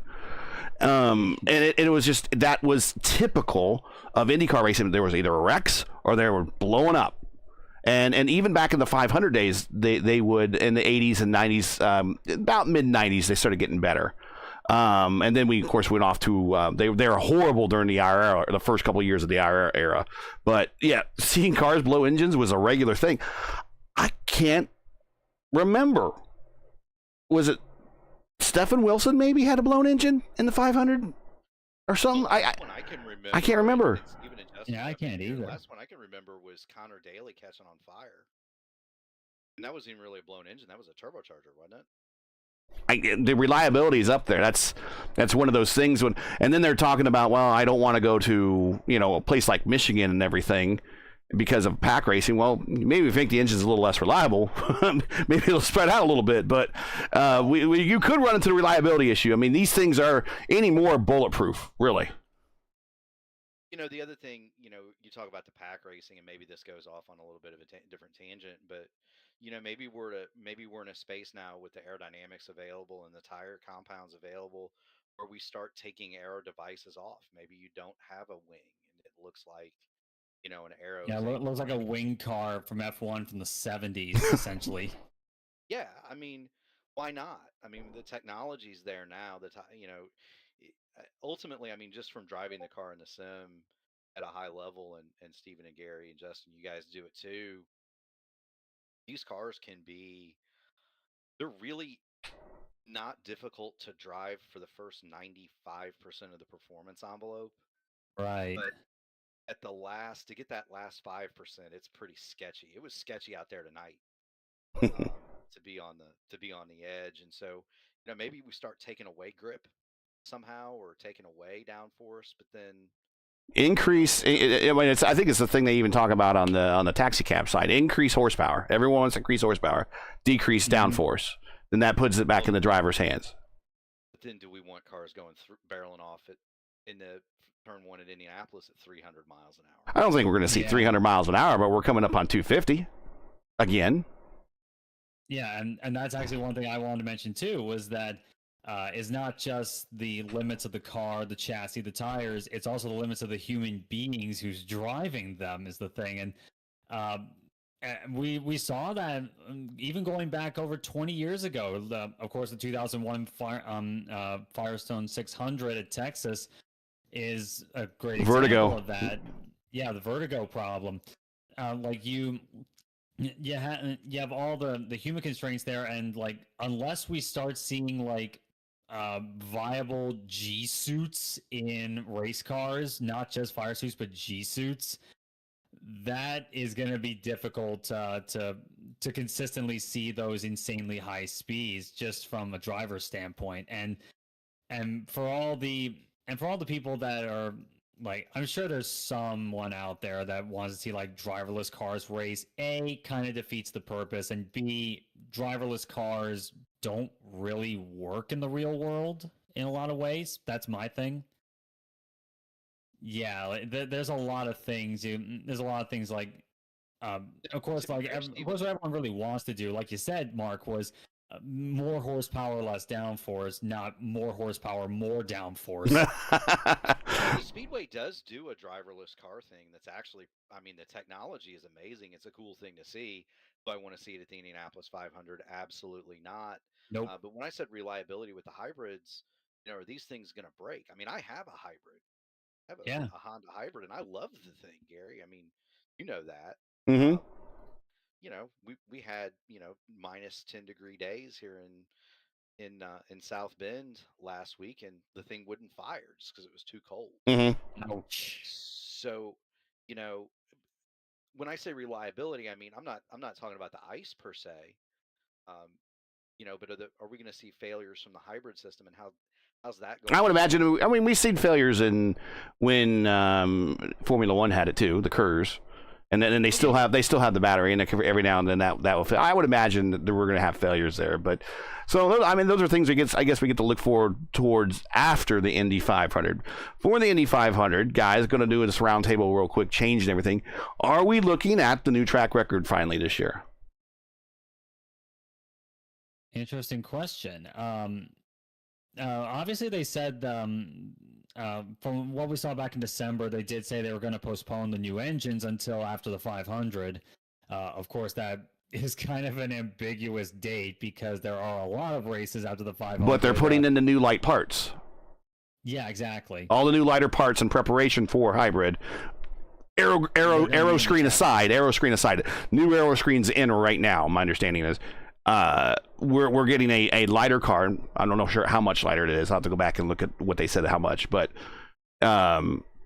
weight's everything in these things. Are we looking at, can we get it up to 237? Can we get it up to 239? I don't think so. The only reason I think that that IRL was able to do it is they just paved the damn speedway, and they were in the middle of a tire war. That was a big thing too. And you had the Buicks with the 10 inches extra boost. I'm going to say no, Gary. I think we're going to see a lap at 236. I think you're going to see the entire field over 233. It's amazing. Wow. I don't think you're going to see it fall just yet. I don't think there's another. You know, Felix Rosenquist sat on a pole. His pole run last year was 234.081. Well, let's remind everybody the 1 lap practice lap is a 239.2. That's course. Everything's set by our line dyke. 239.2 set in Fast Friday. Then what's that? Gary, you're talking about almost another 3 miles an hour. Yeah, I know. Yeah, like that. That's and I don't know if that was draft dated or what, but I mean that's God reached down that day, touched the car, and said go. You know, so we have Arie Luyendyk in second day qualifying, or which would have been non-pole qualifying, because remember he got dinged because his car was too light. 237.4, which is the 1 lap record. 236.9 is the 4 lap record. So you're saying we might set a new 4 lap record, but that 237.4 single lap record is where we might not see that. Yeah, I don't think you're going to see. I think you might somebody get close to the 4 lap average, because Arie fell off quite a bit that day. I don't think 237.2 is fairly safe. I just can't see it. There's have a major leap forward in power, because now the cars are at terminal velocity when they go down the straightaway anyway. And one of the things about the car being 12 years old, they know how to massage them almost perfectly now. I mean, you know, that car with Arie, and that was essentially a Jacques Villeneuve backup car from the year before. It was the Phoenix track record holder, and it had the latest Ford. It had the latest Cosworth in it, and I think that thing was throwing out 900 horsepower. And we have a fraction of that today. I just can't see how you're going to get. He trapped it at what, 240? No, he did not fall off. Actually, he went first lap new track record 236.2, second lap new track record 236.9. Lap three he went a new track record 237.2, and then lap 4, I mean, Carnegie was going crazy, and this is the last time we've ever heard the guy go crazy. And the last lap was even faster at a 237.4. He got fast every single lap. He was not falling off unless that car blew up. Yeah, and now we have like the opposite, where the I tire fall off is a big. It's a tire fall off. I believe the tire war and new paving had every bit to do with that we're not going to see this year. Well, the other thing you have to consider is when they run for the pole. Well, they do that shootout. Yeah, they do that shootout, which was not part of 86 or 96. And he did that first thing in the morning on day 2, I think. I can't remember. It might have, maybe it was in the afternoon, but I thought it was pretty early because everyone else was already qualified, and everyone else, there were some other people still looking for speed, because there was only, I'm looking here in Wiki, there's 1, 2, 3, 4, 5, 6, 7 afternoon. There was only 7 day 2 qualifiers that day. So there were a lot of cars still looking for that day, though. I have to go back and look and see probably what the weather was, but there were 7. He was the first one to qualify, I believe, on that. No, Scott Sharp was. But my point being, yeah. We do it in the heat of the day now, and we do it one weekend later. Yeah. So, all right. I remember right, conditions were perfect for Arie. So we maybe don't think a 1 lap record, but we maybe think a 4 lap record is in the books, or it's in the realm of possibility. So go ahead. We still have a long time to go. A lot of stuff can happen. We got 3 races or so before the 500.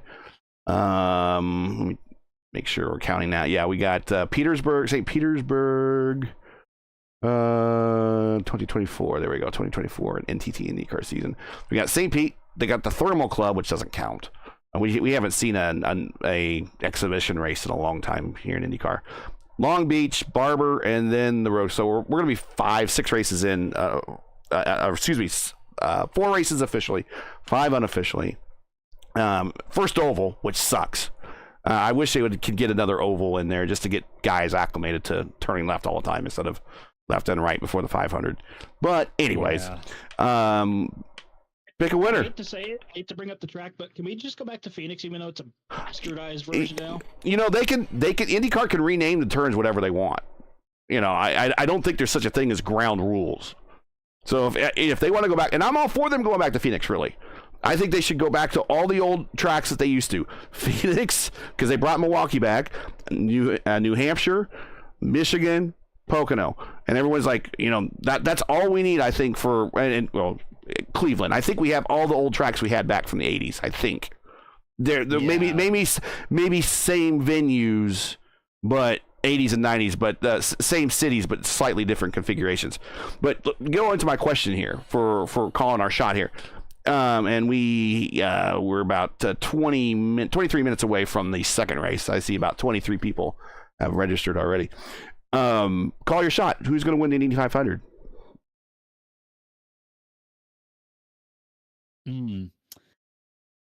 Hard one to call. There's definitely a lot of people you can pick on this one. Okay, let's remove Alex Palou. Who's going to win the Indy 500?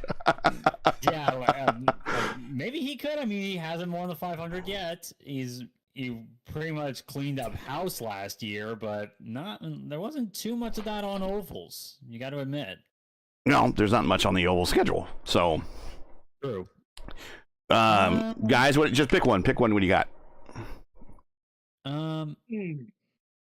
Here's one. Okay. Joseph repeat. How about Rosenquist? Okay. Not only is because Rosenquist has come up short a couple of years now. He's been very fast. He's on a new team which has won the 500 in recent memory. That's Meyer Shank. Yeah. He'll be alongside Elio Castroneves for that run. And I think with the strong results Rosenquist has had, you partner him with someone like Elio and a team like Meyer Shank, who's really starting to come to the fore. Especially with an event like this, like they've definitely figured a few things out. I think Rosenquist could be a good one to look forward to. Justin? Let's see. I would do my bracket like this. My pick would be Scotty Mack. All right. Mm-hmm. But my dark horse pick is Colton Herta. Okay. I approve of that. Like, I don't think Colton has not had good luck at Indy lately, but he definitely there's no doubt the dude is amazingly good. He's just had terrible luck at the Brickyard. He needs to keep it out of the wall. He's been in the wall, whether during preseason testing or official testing, one way or another, like the last couple of years for some reason. RPA was upside down. Yeah. Murph, what do you think? I'm going to say something that is probably going to shock all three of you. Ferrucci! Via McLaren. Okay. No. It'll be numbered 17. No. You know, okay, all right. I think that'll be the worst thing for IndyCar racing to have someone, because then all the NASCAR people are going to, oh yeah, it's real easy. We just sent our guy over there and he won. Like the Alonso one in 2017. To be fair, I'm not picking him because he's a NASCAR driver. I'm picking him because, I know how seriously he's taking this. Oh yeah. Kurt Busch, where Kurt Busch he took it serious, but he was much more of an arrive and drive. Some of the other guys that have done the double since Tony Stewart really haven't had the equipment. Kyle Larson is probably at this point one of the 3 best all-around racing car drivers on the planet. He's going to step into a car that is being vacated essentially by Tony Kanaan. He's being coached by Tony Kanaan. He also, unlike most of the rest of this field, you know, Larson drives in a 500-mile race every week. Yep. There's a certain knack that you have to have Yep. to race in a 500-mile race. Everybody else on this roster here does it once a year. Larson does it 35 or 40. So it's just there's a knack being a 500-mile racer. So for all those reasons, I think Larson wins the race. And Yeah. And if he does, there's also another thing that came out from NASCAR this week. At the 600, he will not have to start in the back of the field for quote unquote missing the drivers' meeting. Really? Yeah, they basically said it's the drivers' meeting now is more of a ceremonial thing. If you want to figure that out. Oh, for God's sake. Yeah. I remember Robbie Gordon probably thinking, why couldn't they done that for me? Yeah. Even Tony's going like, I just wanted to say, Yeah, like, first of all, my what pick about of Kurt Larson Busch when is- he did it? my pick of Larson is, or Tony Stewart when he did it. My pick of Larson is rooted solely in the fact that I think he's probably the best racing driver with an American flag by his name right now. I've seen that man win on dirt. I've seen him win pavement. I've seen him win in a sprint car. I've seen him win midget. I've seen him win in a silver crown. I've seen him win. Yeah, if it's got 4 wheels and a motor, he can win in it, which I totally agree with. The dude is like, he is a savant with pretty much anything he's ever touched. Well, and the other thing is, I mean, he's putting in the work. I mean, he's putting in the work in the simulator. Like, Mhm. yeah, we've seen this. Yeah, we've We'll seen go this. ahead and go ahead and pick mine here. So this place, Indianapolis Motor Speedway would melt down if Ed Carpenter won. I'll just say that. Everyone would just, that would be a party that just would not stop for a while in Indianapolis. Oh, yeah. And I've been there for a popular victory. When Helio won his 4th, I was there, and that was a very popular victory. But that's another guy I wouldn't be surprised if he actually broke the record and actually became the first five-time winner. I don't know if he has the motivation now. I mean, he's got other things he's thinking of. I mean, he had the motivation a couple years ago when he was just all of a sudden he was no longer good enough to be an Indy only driver for Penske. He's now an Indy only driver for some mid-level team. I think he had the drive. I think he had the drive. I'm going to show you. I'm not sure he has that now. I think the record of 4 is safe for a while. I don't know who our next 4-time winner is going to be. I mean, I think the closest is Sato. He has 2. I don't know if anyone else has 2. So I don't know who our next 4-time winner is going to be. Sato's not officially in the lineup so far for this year. As I'm getting older in life, I appreciate things that older drivers are doing. Just because I realize that time is running out on your ability to do certain things. And I don't think we're going to see his time running out anytime soon because of his age. He's 43, but I think the place owes Scott Dixon. Now, Scott Dixon, he kicked himself in the nuts a couple years ago when he sped on pit road when he had that race in hand. If he didn't do that, you'd be looking at a 2-time winner. Look, everyone talks about the bad luck he has, and I've even seen some people compare him to Mario. Mario had far worse luck, and in fact, a far worse record at Indy than Scott Dixon ever did. Scott Dixon has finished on the lead lap for virtually every one of his races within the last 10 years. I think maybe one race he finished a lap down because if he got caught in that weird caution that happened during the pit cycle, him and Rossi. I think that was the Elio race. But I very much want to see this guy not only win at Indy one more time or 2 more times. I want to see him get those 11 wins, and I want to see him beat AJ on the all-time wins list. And hopefully I want to see him get that 7th championship to beat AJ. AJ's records are impressive, but you just don't realize how much more impressive as you sit back and you look at Dixon, his records are over AJ. AJ set the mark in a different time and a different era. We know how impressive everybody else is on the grid at this time in this era.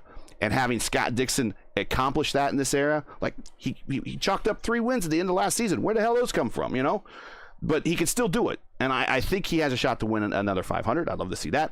I want to see him win the championship. And I also want to see him somehow over the next 3 or 4 years pull out 2-3 wins a year and get up to that 67, 68 win mark and beat AJ. Like, that would be amazing. If he gets to 69 wins, he might as well just call it a career right there. I get the joke. I mean, to be completely fair, guys, I mean, I would echo Gary. I've said for a while, Scott Dixon might be the most underappreciated athlete of our generation. It's taken me a while. It has that. really taken me a while to appreciate what he has done record-wise. That and Will Power. Will Power has he's in the top 3 of all IndyCar drivers historically with 500-mile race wins.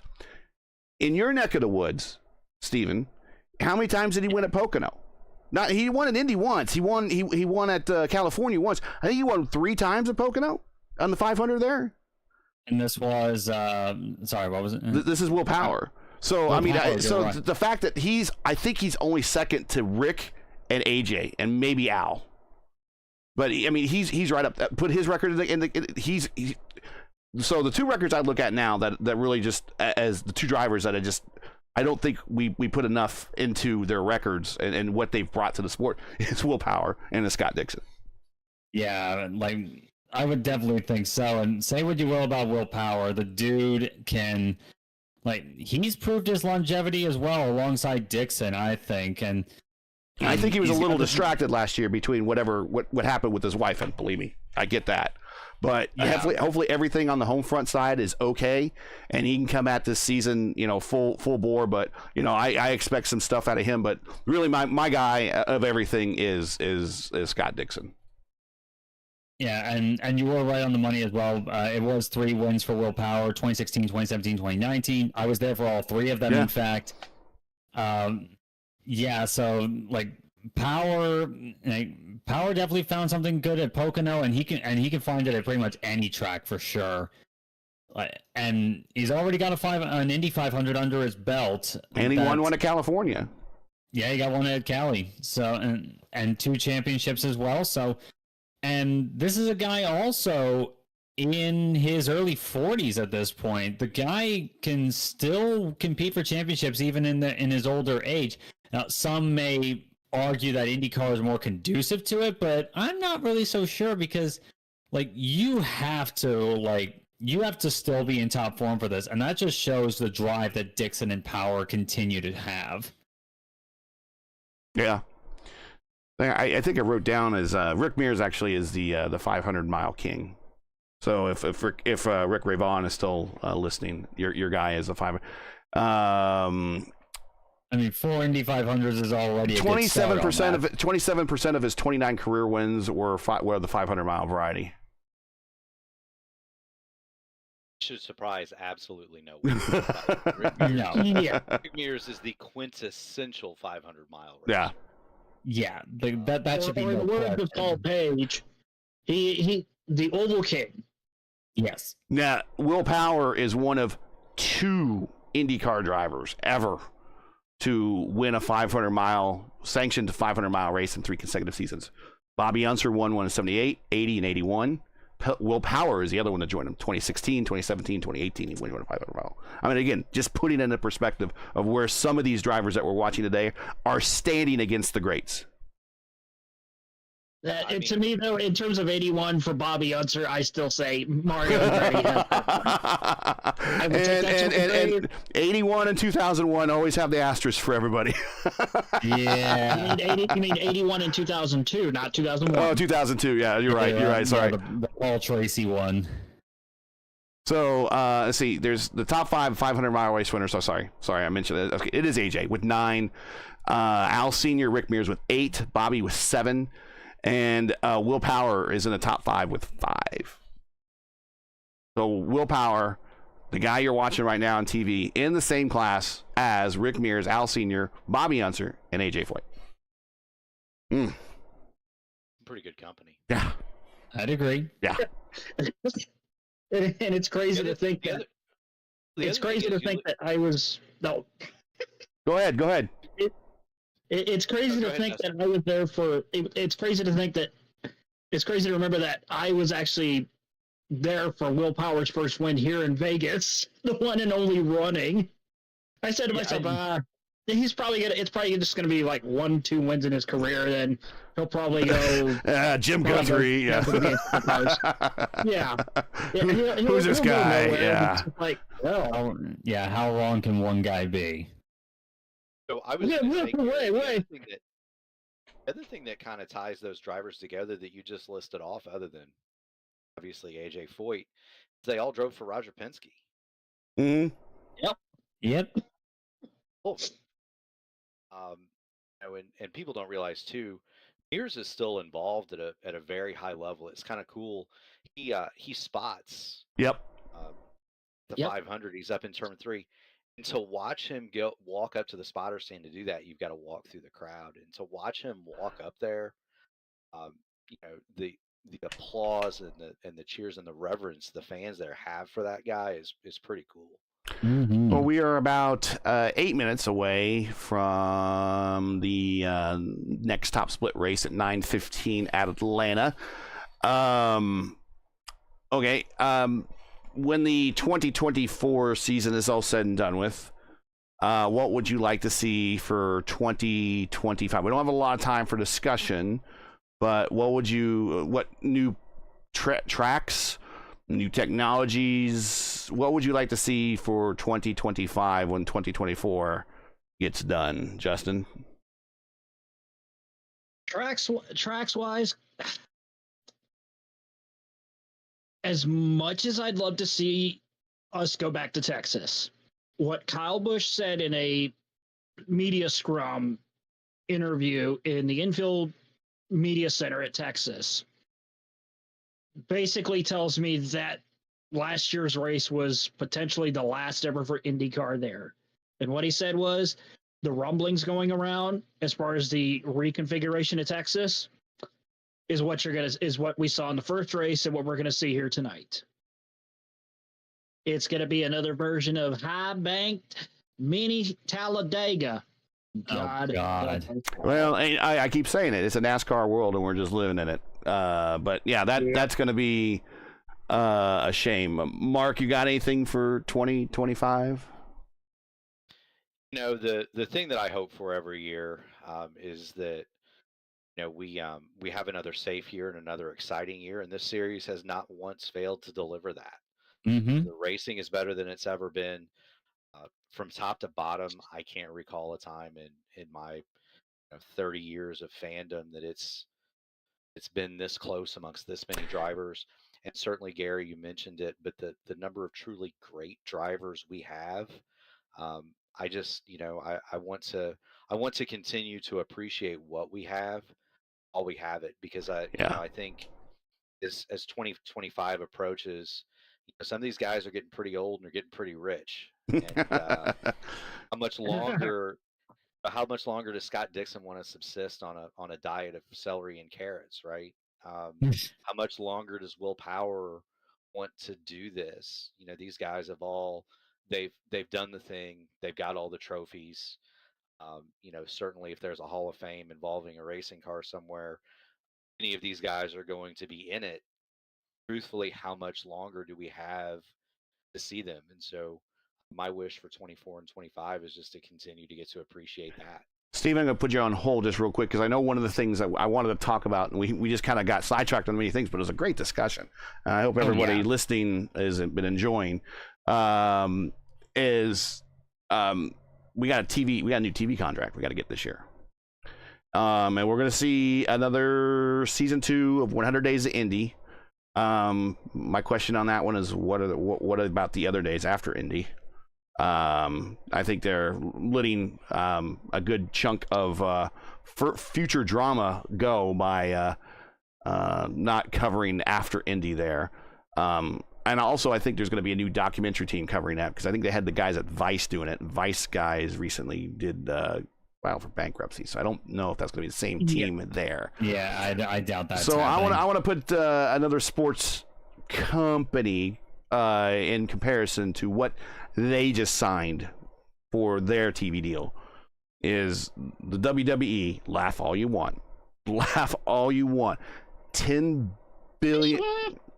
Actually, it's 10 billion. No, it's 50 billion for 10 years. I think I want maybe 5. No, is it 5 billion for 10 years? Anyways, they just signed a monster contract for pro wrestling, which is a worked shoot. to be exclusively on their main show, exclusively on Netflix, and then their other 2 B shows and C shows on network or terrestrial TV. Right now, IndyCar is part of a 2-year extension after a 3-year deal that NBC signed, and I think it's like $20 million a year. What do you think IndyCar is worth to NBC after this? Definitely the success we had sans pandemic, the success we have since they originally signed in 2018. Do you think maybe we see maybe 50 million, maybe 100 million a year? And I think part of that money is going to go to the promoters to help promote at their races, so I don't see empty stands in some cases. Yeah, but what do you think? What do you think IndyCar gets? I'm thinking it's probably a 5-year, probably, maybe 100 million. Yeah, that'd be around the mark. I would put maybe a bit less, but. And how much do you think? And how much you think it's going to be streamed? Because one of the things we keep talking about is that the IndyCar hierarchy always seems to cater towards the older fan. Now, I'm one of those older fans, but I also skew with my skill set on the younger side because I'm an IT. So I could get a streamed race, no problem. I could figure out a VPN and get and work around that stuff too, no problem. But, can the average 50-year-old out there do that? I don't know. Do they want to go more streaming? Because we hear everyone bitching and moaning that whenever they have that streamed race at Toronto, they hate that. Yeah, a lot more confidence in the older folks than maybe most. As anybody who's listened to me and watched these shows for the last several years, barring whatever it is, my dad watches these. And to think about a 70-some-odd-year-old man logging in, he's figured out not only how to watch the IndyCar races and the streaming, he watches it all, but figured out how to dial his big screen TV into RACEWEAR on a Tuesday night. He's in his 70s. Yeah, good. So I don't put anything past the older crowd. I think the main thing that I would want to see is accessibility. I want to see IndyCar in the most places possible. So I don't focus on the money, but I focus on more accessibility. I want to see more race, more accessible to more people. That I would agree with completely, because if you make it more accessible to more people, both the old and young, that is more eyes on the sport. That's more interest in the sport being demonstrated, really. More people showing up to races down the line, I think. And ultimately, it would mean that the value of that broadcasting deal would be worth it. Like, you need to have both at this point. There's some people that are still sticking to TV, especially the older crowd. The younger people are going to be streaming more. Like, that's going to be... that could be more the way of the future, but I think more people are like jumping on the bandwagon too soon in some cases, like going all out on it, when you really should have a balanced approach at this point. And I don't see why we can't have the races streamed live on IndyCar's YouTube channel. Yeah, that'd be cool too. I mean, like you'd have to find a way to. If they were them though, they'd have to find a way to have like ad breaks as well, and. Which I wouldn't put it past them, but at the same time, it may be annoying to the YouTube crowd. It could be a good. It could be. Hey, heads up, guys! We are at split time here. Hey, one thing I definitely want to see is watching those Formula One races. They always get you pumped up with that soundtrack they have. Freaking Penske, go dump one of your big moving trucks, a dump load of money in front of John Williams, who has not retired yet or came out of retirement, and make us a freaking IndyCar theme that kicks ass, or another composer. But anyways, we are anybody. I mean, we deserve it. We deserve it. We are getting ready to go racing here once again at Atlanta. We just split and we're looking at session 686 with 24 cars, so let's get on into it.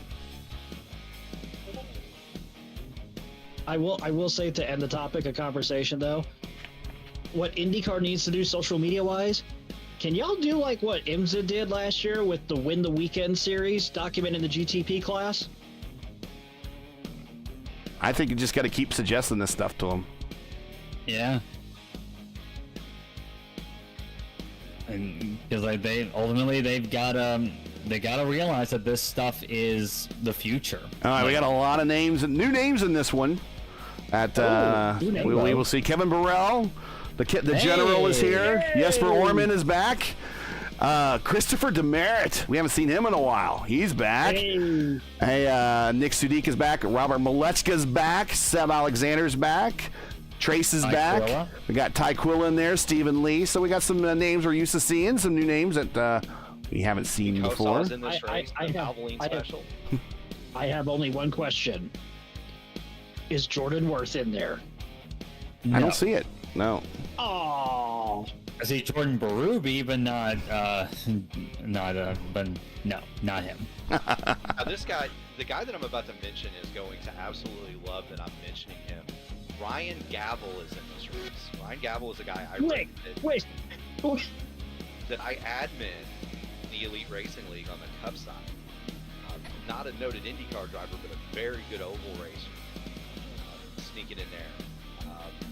He's in for one hell of a ride. He has no idea what's about to happen to him. Oh boy, here we go.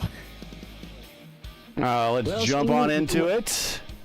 Stevie, what's the one thing you and I say to each other whenever we see new faces in there? Oh, they're jumping into the lion's den. They don't know what they're in for. Exactly. They're in for a good time. The greenhorns are out. This is about to get good. It's a quote, Terrell Owens. It's something we don't talk about a lot with these races. You get some guys that are really higher rated NASCAR guys come down here and they'll run these thinking, oh, it's Atlanta, it's a plate track. And we see that at Talladega and Daytona when we take these cars here, iRacing Super Speedway. But these cars are rather difficult to drive. Mm-hmm. They are. Mm-hmm. I can vouch for that. This is hanging on. Mark, I hate to interrupt you. When it comes to the iRacing S Super Speedway, get it right. It's called Redacted Super Speedway because we couldn't get Coca-Cola back. No, fair enough. But I will say again, a lot of these guys, you'll see some of these NASCAR guys come down here, and they don't. He thinks, I guarantee Ryan Gavel thinks it's going to be a plate race. Oh boy! Oh boy! He hasn't practiced it. I wonder, Gary, what's the track temperature compared to the previous? Track temperature's 132, ambient 78. Still got the wind from the same direction at 2 miles an hour. So still somewhat the hottest track surface, but not the hottest at kind of like what I was on in 2022.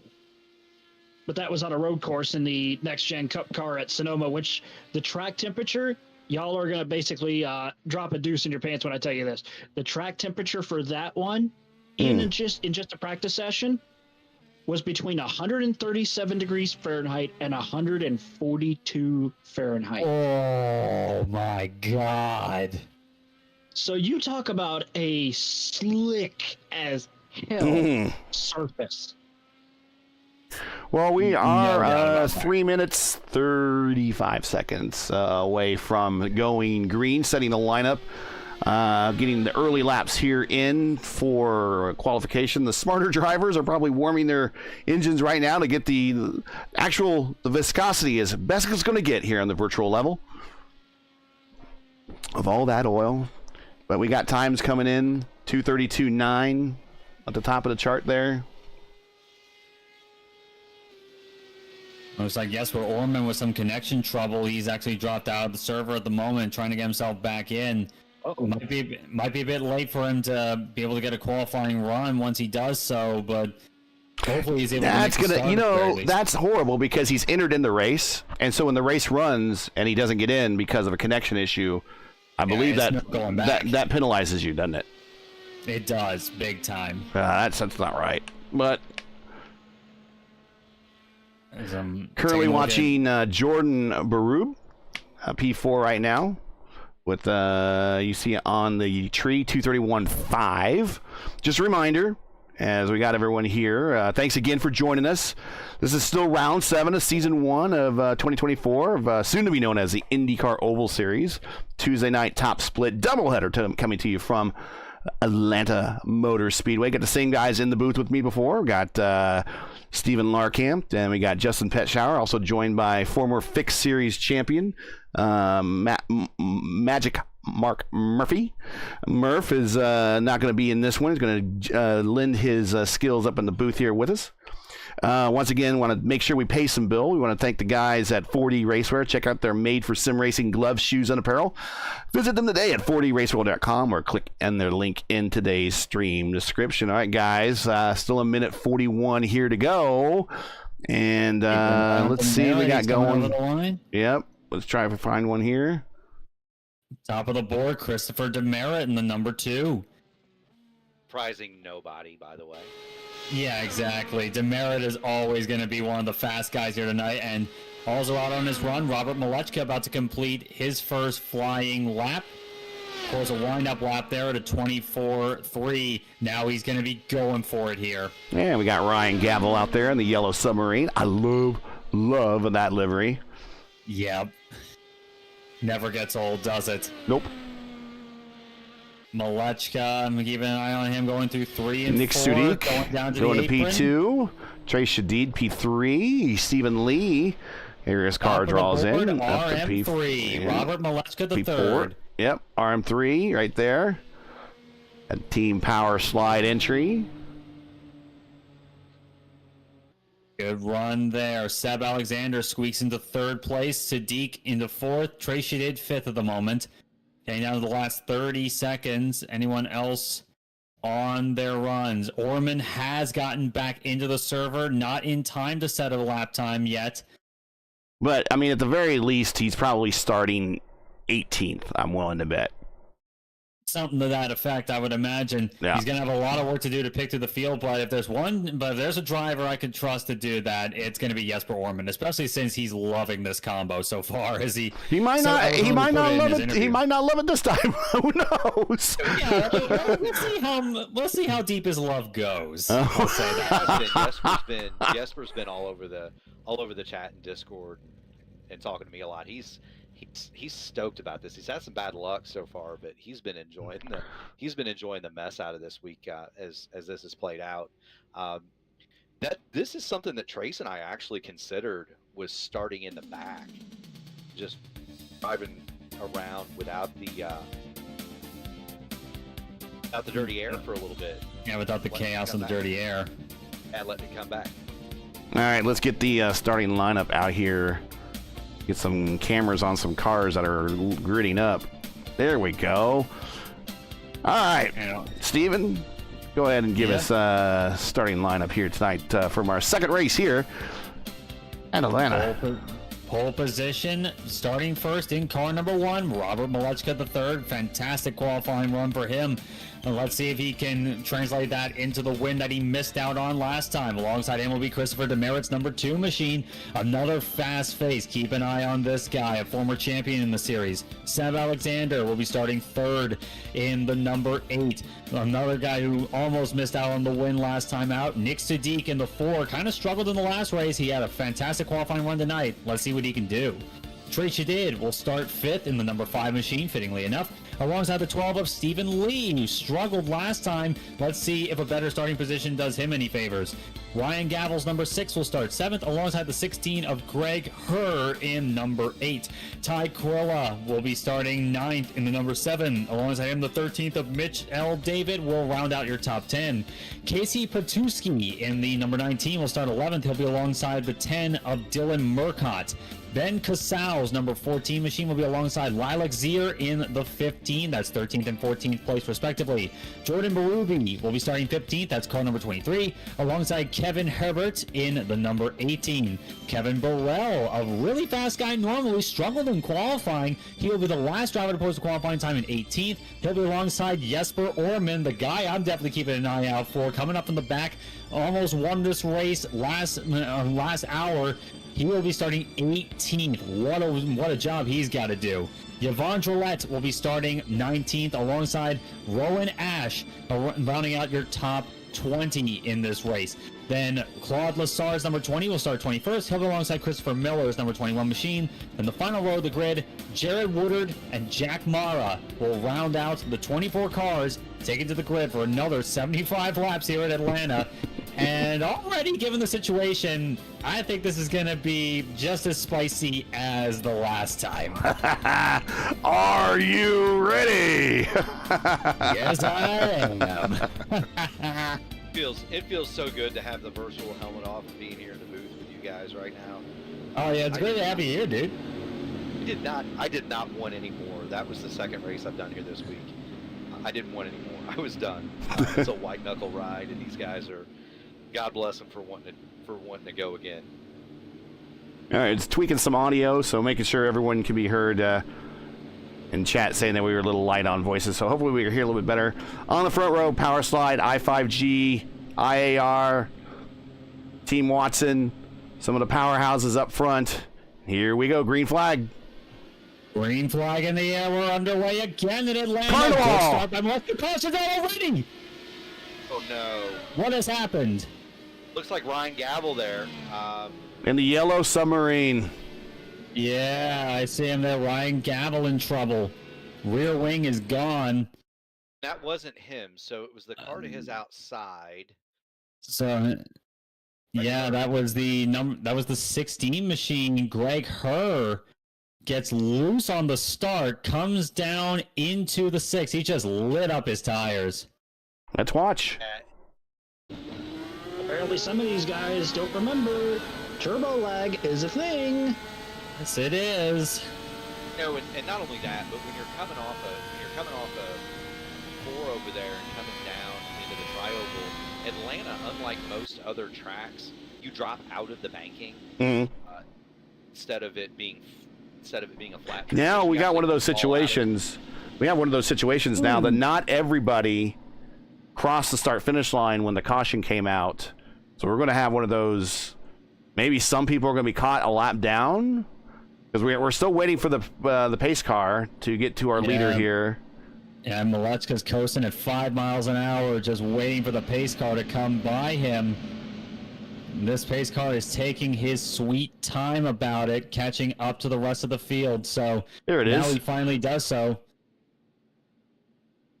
You know what the start almost reminded me of? Texas a couple years ago? Yeah. Yeah. I could definitely see that that being comparable. That's the US 500. No, that was scenario. That's definitely the worst case scenario. I tell you, while we're under caution, I was in the stands that day at Indianapolis during the 96 500. There was laughter when someone said that they just took the green at Michigan and the field is wrecked. And I said, who wrecked? And they said, all of them. And I'm like, what are you talking about? And I had to see it to believe it when I got back home. Because remember, it was a war of words that you might have the Indianapolis 500, but the stars the cars and stars of IndyCar racing are up at Michigan. And they're the ones that made the gaffe on the opening start there. That was very, very embarrassing. And I mean, I'm not going to say that the IndyCar guy or the IRL guys had a much better race.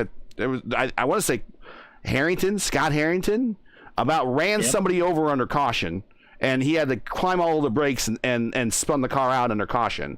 So I'm not saying that the IRL drivers were perfect by any means, but when you advertise yourself as the cars and stars of IndyCar racing and as the elite, and you muff it on the opening lap on the start there, oof, that's hard to come back from. Well, and that was, to be fair, that was also the start of the spread out start at the Indianapolis 500, where they would start the race with half the field on the backstretch because they gave 200 yards between the rows or whatever. That was where that started. Nick Sadiq on the low side there, saving some fuel. Yeah, they put a lot of spacing there. Interesting waiver rounds here. Okay. Is everybody going to get waived here? This is a... No, I think what Rob might have done was intentionally put himself a lap down so that everybody got a waiver round. That makes sense. Now everybody's going to be digging at near race speed, getting back around once more to the pace car. Pace car at the exit of turn number 2 at the moment. Okay, and they're coming off of 2 right now. The leaders are coming off of 2. I was watching Nick Sadiq there running underneath the apron to get the shorter way around and to save some fuel here. Again, everyone's going to have to stop. Everyone's going to have to stop. So, I'm about to say who's going to come hot on running up hot on the back of the group here. Stephen Lee locks him up a little bit, but that's okay. Let's see if everyone else rejoins here. You need to get back in the... We don't start too wide here, NASCAR guys, so got to get in single file. Sometimes some people are actually kind of going double file a little bit further back. Get up on the wall. There we go. They got Greg Herr in front of them right now, so they have a lap car in front of the leaders. And they're going to throw the green. Green flag flies. Demerit jumps on Malechka immediately. He's going up to the high side now into 1 and 2, but they got this lap car in the way. What sort of role is he going to play here? Right now, he's going to help whoever get his draft. At the moment, perhaps. And that's going to be Chris Demerit at the moment. He's going to get by him. I was about to say, Ryan Gavel just he has a broken rear wing and did not fix it. He is very slow coming down the back. We'll go back to the leader here. Give a battle for the lead. He's stuck behind the lap car, and that's just going to wear his tires out, guys. Yeah, exactly. The benefit of being the leader here is you get clean air on that front wing. You get plenty of downforce. Demerit got it. Right front. Yeah, Demerit does get by. As Ryan Gavel now goes onto the grass, but Greg Herr in the 16 has been passed by Christopher Demerit, but now Robert Malechka is going to have to fight him for this position. Now, of course, by the letter of the law, you are allowed to fight the leader for a position here, but it does tend to be frowned upon in terms of good sportsmanship. Yeah, you're not making friends and all that stuff if you're going to fight these guys to stay on the lead lap. Now, you're right. He has every right if he wants to stay in the lead lap to try to do this. And caution might happen. He might get the complete wave around. I know the leaders aren't liking it, but they really can't key him up and say, "Hey, man, get out of the way." Exactly. It's annoying for certain for both Demerit and Malechka here, but they have definitely opened up a bit of a gap over Nick Sadiq, who's moved up into P3 around Seb Alexander. So they have a margin to work with here. I'm just wondering how much patience they'll have for Greg Herr at this Let's check out Jesper Orman. Yeah, Orman already up to 13th. He's gained 5 spots and now fighting with Lilac Zier for 12th. Makes that pass relatively easily on the 15 machine. Ben Casau next in line in that Al Jr. entry. Yeah, the Al Jr. livery from 92. Yeah, the 92 Al Unser Jr. livery. Very nice as always. But a good start so far for Jesper Orman, as we come to expect. Seb Alexander up to P3. Seb Alexander does make that pass work and gets up to 3rd place once more. They still have a gap, though, about 0.8 back to Robert Malechka. So that is going to be a difficult margin unless, of course, Greg Herr, who's still holding up these two lead cars here of Demerit and Malechka. If he can hold them up, that's going to be a boon for Seb Alexander down the line if he can take advantage of that. Yeah, and here's the thing too. You know, if you're stuck back in that line there, like Demerit and Malechka are, it wouldn't surprise me if they've just decided to follow and save some gas. Fuel not an issue here, but what it can do is there is a number that you run to, where you know I need so much fuel to make it so many laps. Well, if you save some gas, you get a shorter pit stop. It takes about 9 gallons of the fuel to change the tires. My fuel number for refill to make it to the end was about 9 gallons. So if you can save a gallon, you can save a gallon, may shorten up your pit stop a little bit. You know, if you're out front, you might Sure, 10. sure. Well, if you Very save true. 9 Well, gallons, we saw the edge that Jesper got when they short-filled his car accidentally on pit road in last race. So that matters on pit Speaking of road. Jesper, oh, that was close there as he's battling Casey Petuski. This is for 9th place. Jesper Orman already on the tear from 18th to 9th in 14 laps. Very solid start right now for the number 3 machine. he keeps running up there. I'm gonna rename him Harry Orman.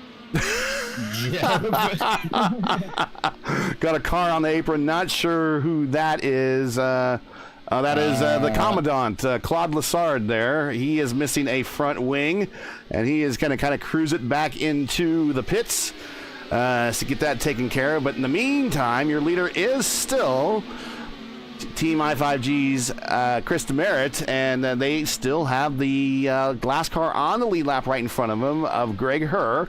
Fortunately, Greg was involved in that incident to start. He doesn't appear to be injured. At least his car is currently up to speed.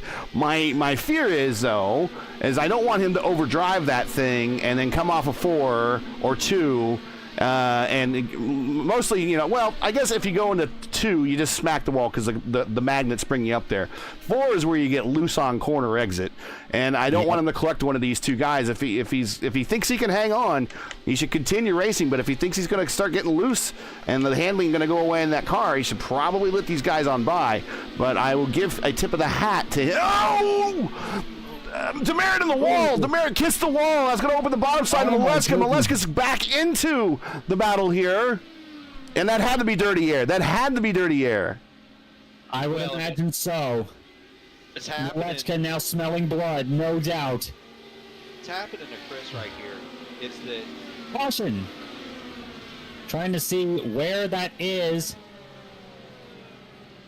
Okay, so Herr gets back on the lead lap, or he gets the wave around. And I'm not sure where the caution is. I'm seeing Kevin Herbert is out of the race. What has happened to the 18 machine? Well, we'll go back in time a little bit in the Wayback Machine. See if we can find out. And looks like the Magnets in turn 2 have their next victim. Yeah, yep. Yeah, it's really, really easy to do. Oh, and he had so much dirty air in front of him. It just... Yep. And that he cuts across the track and no one else was there. That is... Kevin Burrell slides on by. And that is it for Kevin. Is it Herbert or Hebert?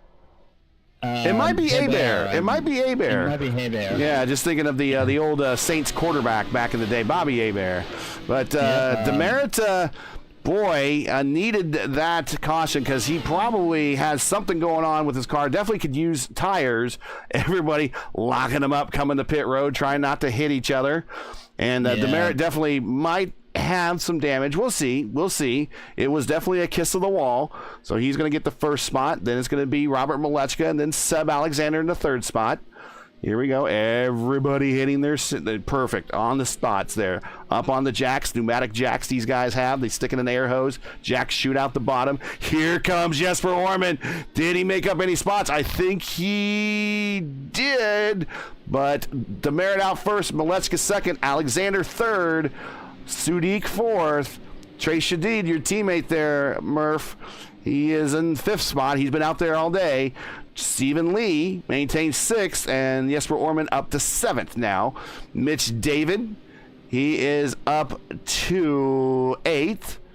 Ty Quilla in that NASA car. He is in 9th. And Ben Koskow in that Al Jr. Galmer chassis-looking livery back in 10th. So that is our top 10. Kind of a different style to opening this time than we saw in that first race. How you guys? Definitely. It most certainly is. I was going to say what happened to Herbert over there is you get collected in that dirt, you get collected in the dirty air, and it makes the car really super understeery until you get to the exit of the corner, and then there is a magnet on that wall that both pulls the front end toward it and the rear end around at the same time. It's really easy to pancake it, and that's just a symptom of abusing too much right front and having a right rear too hot. You just don't have any grip over there when that happens. Intelligence for you guys. In the race, we raced a split very similar to this last night.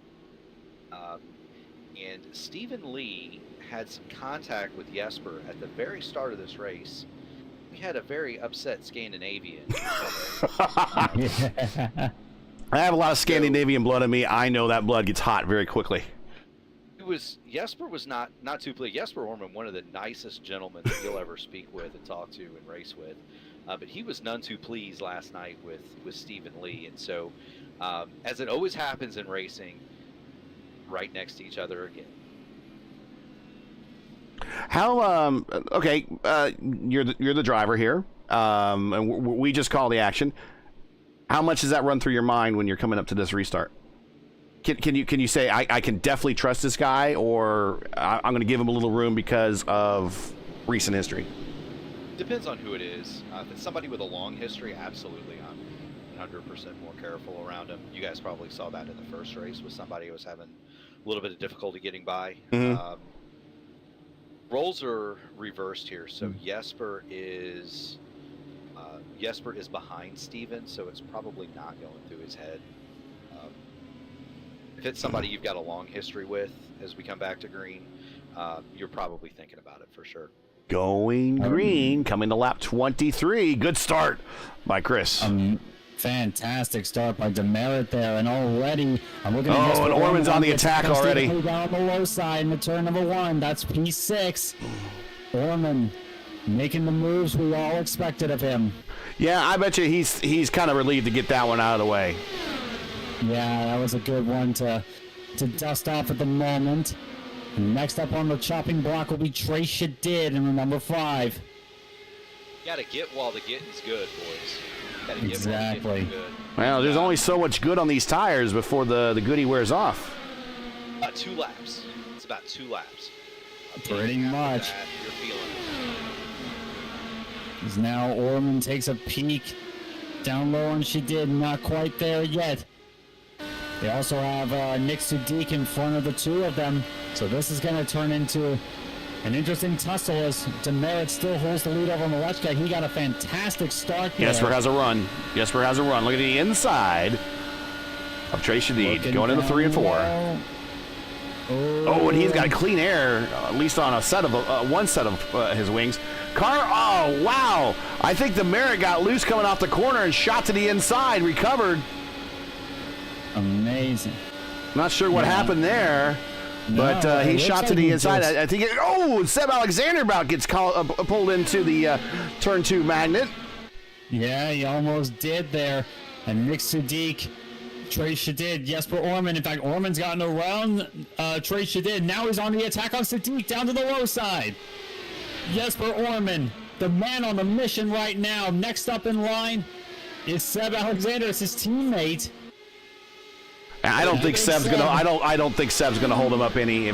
Yeah. I think Seb's gonna be playing nice with him right now, and he definitely does so. So from 18th to 3rd in the first 27 laps of this race, what a charge so far from Jesper Orman. So I want you guys to look at something real quick. Go ahead. So those guys are giving Jesper a huge favor. Everybody in the field right now is running about 2 feet off of that red line, just the apron. Jesper's got his lefts on the paint. Yes. So he's getting the double bonus, right? He's getting to run the bottom. He's also got clean air on the left front wing, which is helping him turn it, which is in turn saving his right front tire, which is the one that goes away. Stephen Lee reported in the last race when he had that long run, he was down to 2% on his right front wing. Oh my goodness. So, when we talk about tire wear being important here, it's extremely important. Yes, we're a master at saving his tires. Mine were fine, by the way.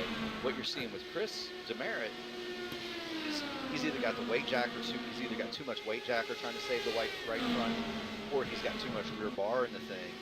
It's making it super wicked loose. Now, if anybody can drive a loose race car in this field, it's Chris Demerit. That's why it's doing that. And that's why you see him kind of wiggly, and that's why you see him maybe move up the track a little bit, and kind of a modified diamond, trying to keep it from loading up the right rear too much. So Well, we're 31 into this, and top three, some things remain the same. The difference here is no Brophy. Our leader is Chris Demerit. Thanks for watching, everybody. If you're just joining us, this is race 2 of our Tuesday night doubleheader here at Atlanta Motor Speedway. Make sure to smash the like button, click subscribe, hit the bell, do all the good things that we like, and make sure to catch future Race First iRacing program. Proud to announce, though, we are very proud to announce that we have picked up the 7th, I believe it's the 7th season of the Dark Horse IndyCar Series coming up here in February. So more IndyCar coverage coming to Race First as this broadcasting ban's been lifted, so a boon for us. But right now, watching 3 of the powerhouse teams up at the front: I5G, Powerslide, IAR. And I'm talking about the battle with Jesper Orman and Seb Alexander. I was watching the Monday Open top split. And they said, rule 1, you don't wreck your teammate. There's actually 2 rules to racing your teammate. Just make sure I'm very clear on this, gentlemen. 2 rules to racing your teammate. Rule 1 is do not wreck your teammate. Beyond touching or anything, do not wreck your teammate. Rule 2 is refer to rule 1. That's how important racing your teammate is. There's 2 rules. Very easy to understand. But Demerit is starting to pull away. Go ahead. You guys saw that in the first race when Trace, on that final restart, Trace actually had his car in 5th gear, and you guys saw me very nearly spin my car out to not hit him. Yeah, you don't want to do that. Cost me a top 5, but hey, that's your teammate. Exactly. Oh, look at Orman now on the move. Yeah, more often than not, your teammate's gonna help you. This isn't Formula One racing. Teammate racing and IndyCar racing is a whole different ball of wax. Or at least not, I should say ball of wax. It's just a whole different game. And when it comes to IndyCar, your teammate is your friend, and Formula One racing, your teammate is enemy number 1, basically. Yep. It definitely is so, because at least in IndyCar, Seb Alexander nearly catches the wall behind them on the leaders. He's going to knock down that turn 2 wall at some point. We should probably keep an eye on him. Let's ride along with Seb Alexander. He is up in 6th gear there. line over there, that's for sure. Yeah, he's probably adjusted his bars a little bit. And, he does get up out there on the... I think the way he drives the corner gives him that exit that floats him out high. We'll see. He is starting to close the gap to Robert here a little bit. You watch it tick down on the ticker or on the tree on the left side. Was 0.6, now 0.3. He lifts a little bit coming. Yeah, that time. But he's getting a heck of a run. And whoa! What is happening here? Yeah, and looking to me like Orman and Malechka, they are in fuel save mode, definitely. I'm looking at the last lap times. Demerit with a 23.8, Orman with a 24.9. Yeah. Same for Robert Malechka. These guys are fuel saving because they are right on the cusp of being able to make it on no more pit stops in their estimation. It's interesting that Seb just rolled right on by Mitch David. Watch Mitch David there. He's up to 5th on the high side of Trace there. I figured there would have been more communication between Seb and Jesper saying, hey, man, let's try to coordinate our mileage. But Seb wants the track position. Frankly, I don't blame him. Yeah, exactly. And I don't know if it's because Seb is less confident in his fuel consumption or what the difference may be, because I would imagine they're in a Discord server somewhere talking about their races, talking about their strategies. So I would imagine there is some coordination involved here. I'm just wondering what the game plan is for Seb Alexander in particular. I am checking the IAR Discord server, and I do see both of them in a voice channel. So I'm sure they're talking. I guarantee you they're talking. I can tell you probably what they may be doing is, Seb may be designated to get out there and lead. Be the rabbit. His car, the rabbit, but he's backed it down now too.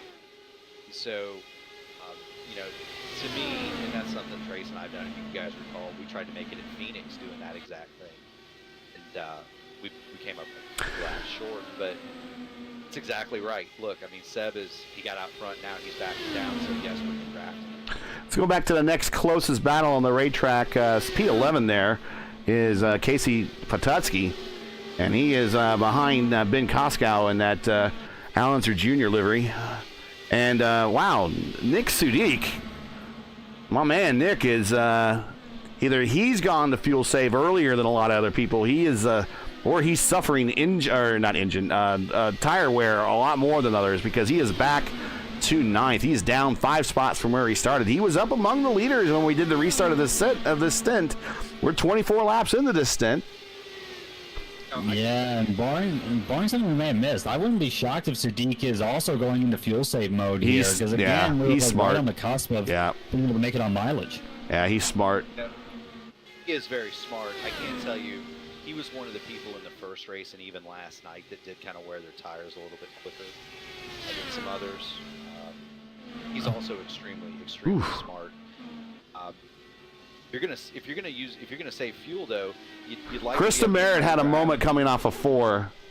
Oh, and now we just watched it, and I just think he realized at this point, I'm just going to take her easy and slow down. And here comes the Seb Alexander freight train rolling on by, and wow, Demerritt just kind of pulls right up in front of Moleskine. I don't think he really wanted that to happen, and now the 2 IAR teammates are nose to tail, and now they can dictate a little bit more what goes on at the front. And you're right, 24 laps is the minimum mileage, that minimum lap number that we would get to have the window open. So some of these guys getting to 75, it's going to be tight. Yeah, I think that's exactly what happened with Chris. He looked down at the dash to get a readout on the dash for the mileage, and he said, "Whoa, I ain't gonna make it." Yeah, and I'm guessing also he just wants to tuck in the slipstream of somebody, doesn't matter who, and not just save for that big bobble there, but also for the but in the long range game, you're just lifting off the throttle. Yeah, I don't know if he had a bobble. I don't know if he had a bobble or he just. You're right. Maybe he saw that he just lit out of the throttle. Now, I will say, when you roll out of the throttle, these cars in the turn, you can unload them a little bit. Maybe that's what I was seeing. But yeah, he just kind of rolled out of it, and I was watching the. He had a 7/10 of the lead over Alexander at the time, and I just watched the tree number for Alexander go, 7-5-0, and then all of a sudden Alexander moves to the top of the tree. That's how fast he got past him. I don't think it's. Caution is out. Caution's out. Jarrett Woodard, excuse me, in the Team Penske livery there. Let's see what happens. And I think everyone's going to hit pit road. I don't know. Maybe everyone now could fuel save and make it. But let's take a look at what happened here with Woodard. Let's go to the race first one airship. Going to the quad oval. Yeah. That'll happen when you get these cars. Yeah, that is a factor. And did he get 2 cars involved there? No. That is a factor of just very worn tires, that you race the tires to their limit right there when you just turn the wheel and the car unloads. And I don't know who just missed him, but they absolutely just missed him. He goes down on the apron, trying to break it, spins out. Oh, actually, no, he got him. He collected the left front wing. That could have been a whole lot worse. But then Jarrett gets his car caught up on the banking there. I don't know if he's going to be able to get down. No, he's going to be able to get down. So he's going to bring her to pit road and maybe see what repairs they can make.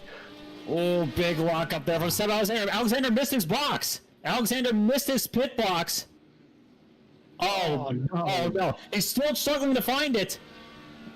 Demerritt down and away. Orman is going to win the race off of pit road, but disaster for his teammate, Seb Alexander, up on the Jackson What was last. going on there? It's looked like he hit his blocks and nothing happened, and then he moved again and nothing happened, and then moved again and nothing happened.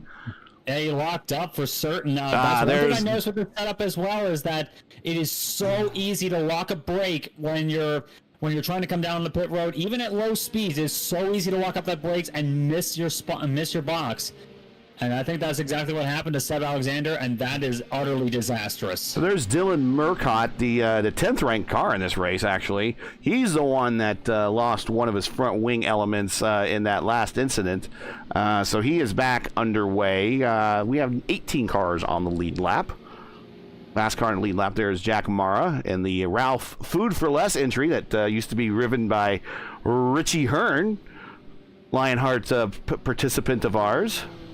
Fellow participant, Bud. It's the Budweiser Ralph's Food for Less car. I remember he raced that there in the, 80, 98, 99 there on the kart series when he made the move from Indy Racing League the kart.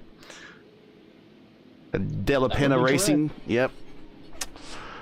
So now with the excitement over, Jesper Orman. Now, Jesper doesn't have a teammate up there helping him. That can be a little discouraging.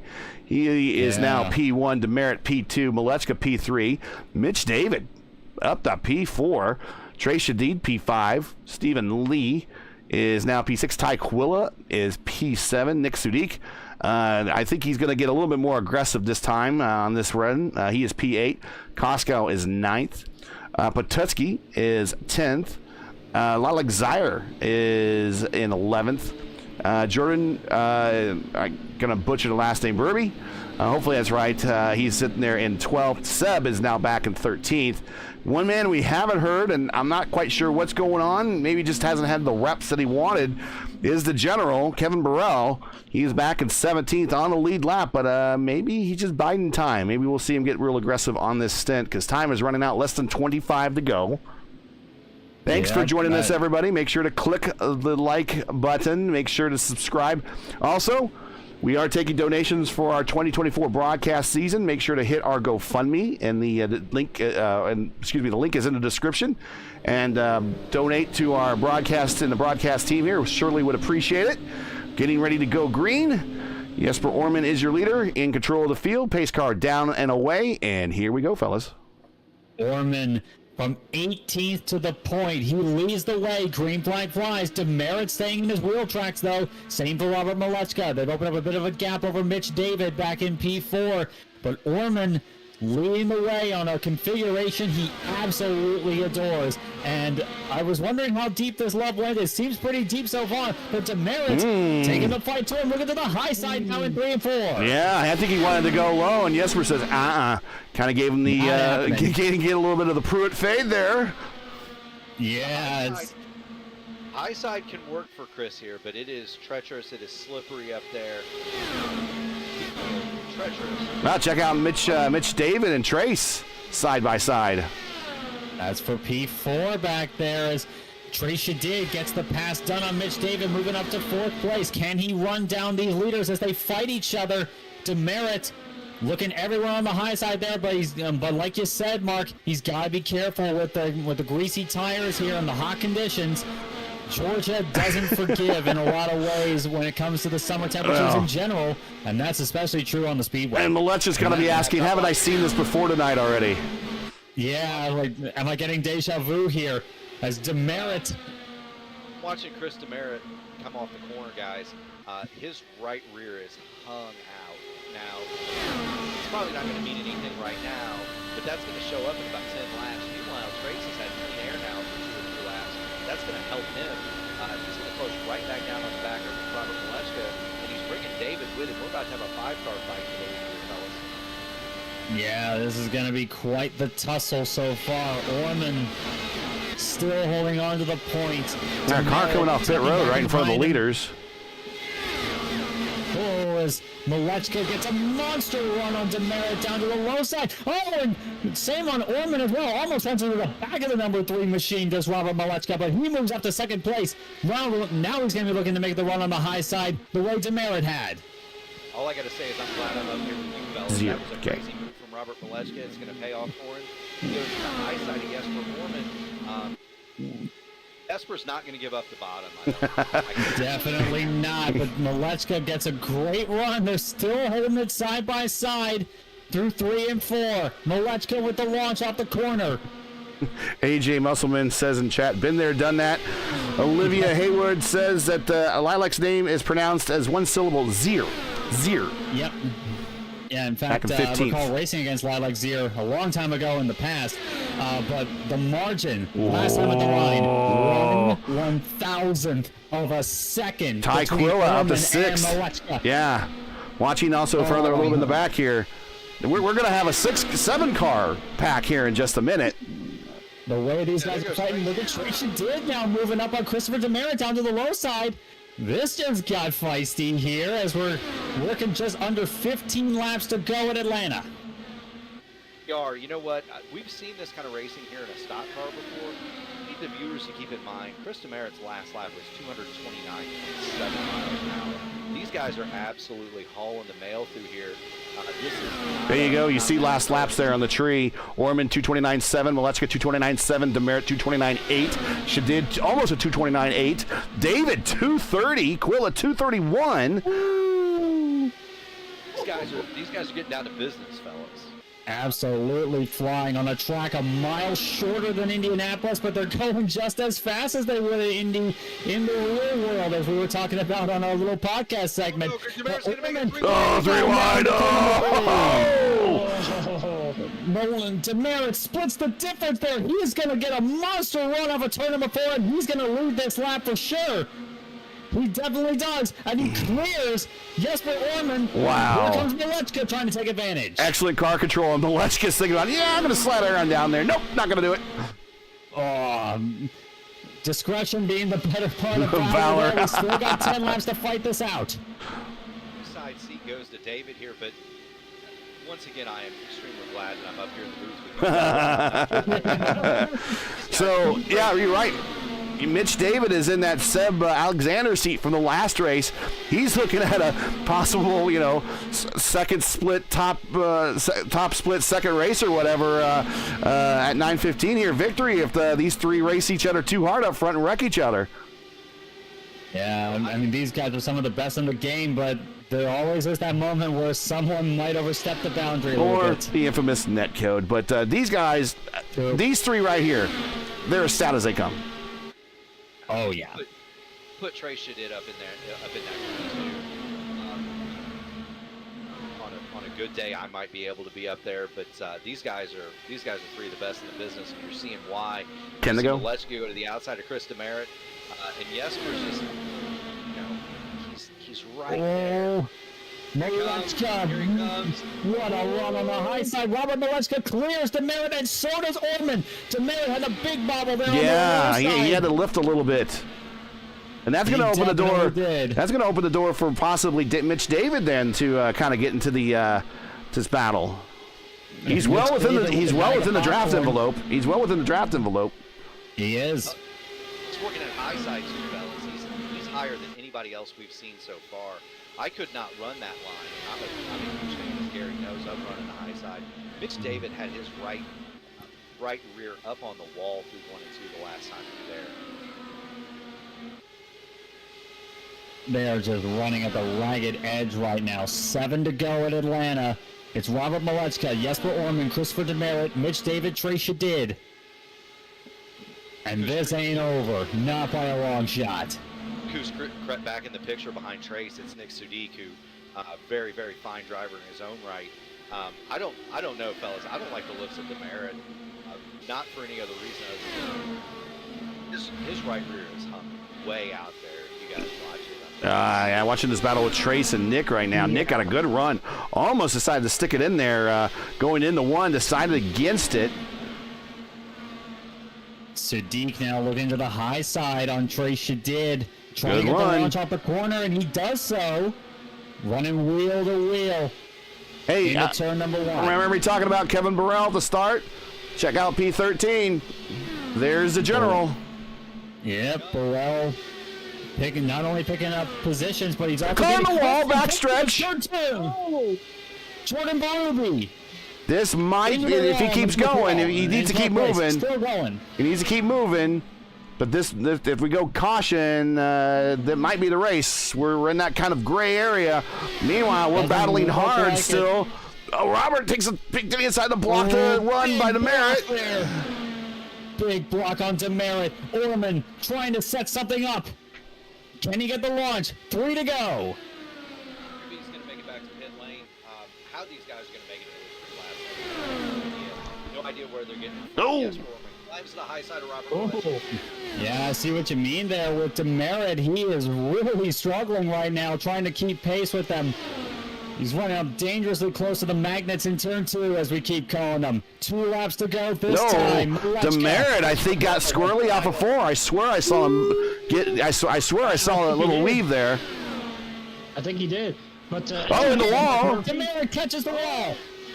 Saves it though. He's losing ground though. Look at Orman. He's trying to make the move on the high side. And we got a lap car in the way, guys. Can traffic be the deciding factor here? One Okay. flag in the air. Good. Not quite. Good job. Gets out of the way. He's down low. Orman again to the high side. It's gonna Can he be make another this? one of those fantastic Photo Atlanta finishes. Get your cameras ready. There we go. Get the cameras ready. Orman with the launch once more. Has a nose going into 3. Oh, it's going to be tight. Malechka clears it. Can he get the launch? Who's it No, going to be? It's Malechka. going to be Malechka. By about a half a car. Win. Point Even closer than the last 0.02 time. 027. 027 closer. What a finish. Somehow through all that, Chris Demerit held on to a car that was.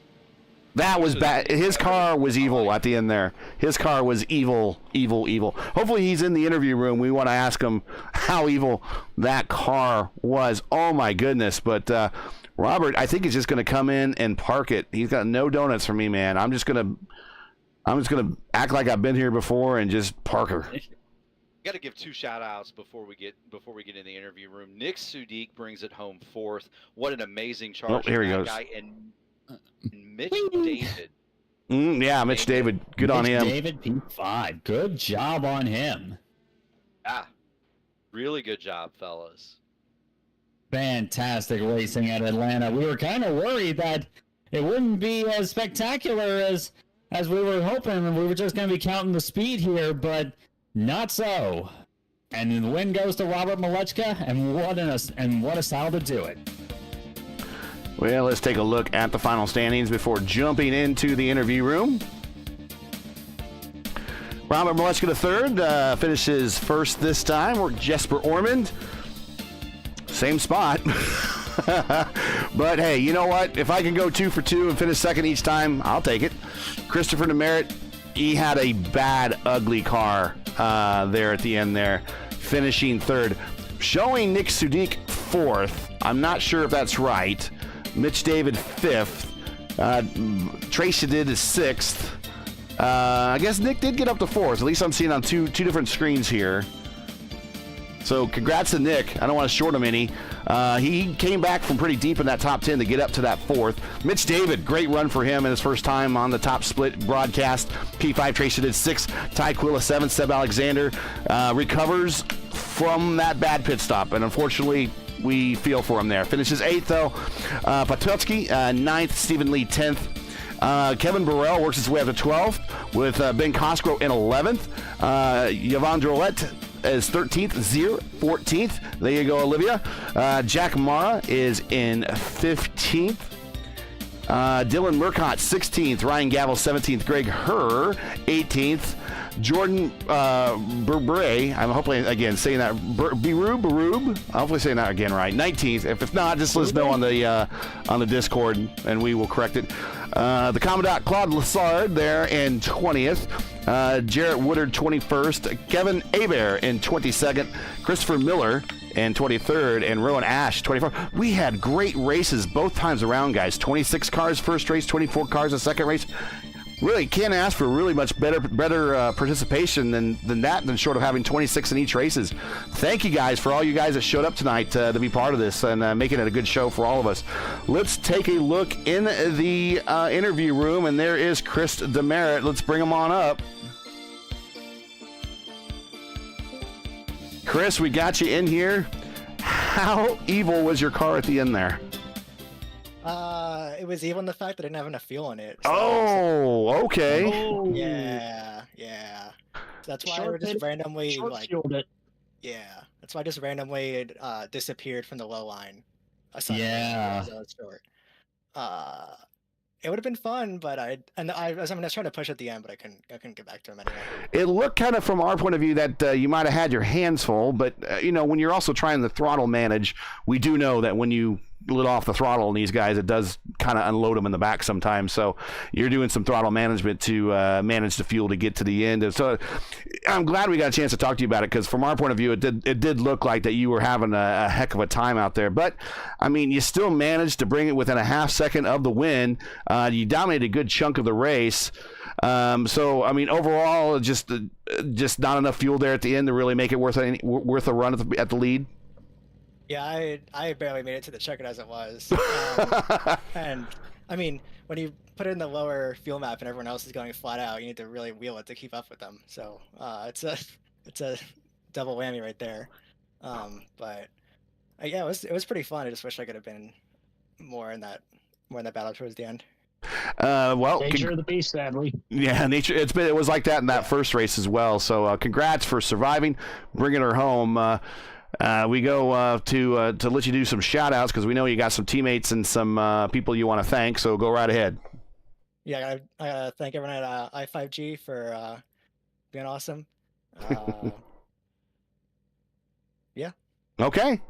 Well, there you go. Thank you very much for joining us on this second race. It's good to see you, and hopefully we'll see you next week. I think we're going to Vegas. Oh, that sounds fun. All right, we'll see you then. Thanks a lot, Chris. Have a good one. You too. All right. Bringing up Jesper. Hey, Jesper, we got you here in the booth. 2 for 2, 2 second places. Yeah, I'll take it. So I think your combined difference between in the two races is what was the first race? 0.46. So and it's 0.2. So you're not even 100th off. You're not even a 10th. Less than a 10th of a second. You missed 2 wins, but I guess considering you had some issues getting into the race, that you're not too disappointed that you're able to get up there and actually start competing with those guys. Exactly.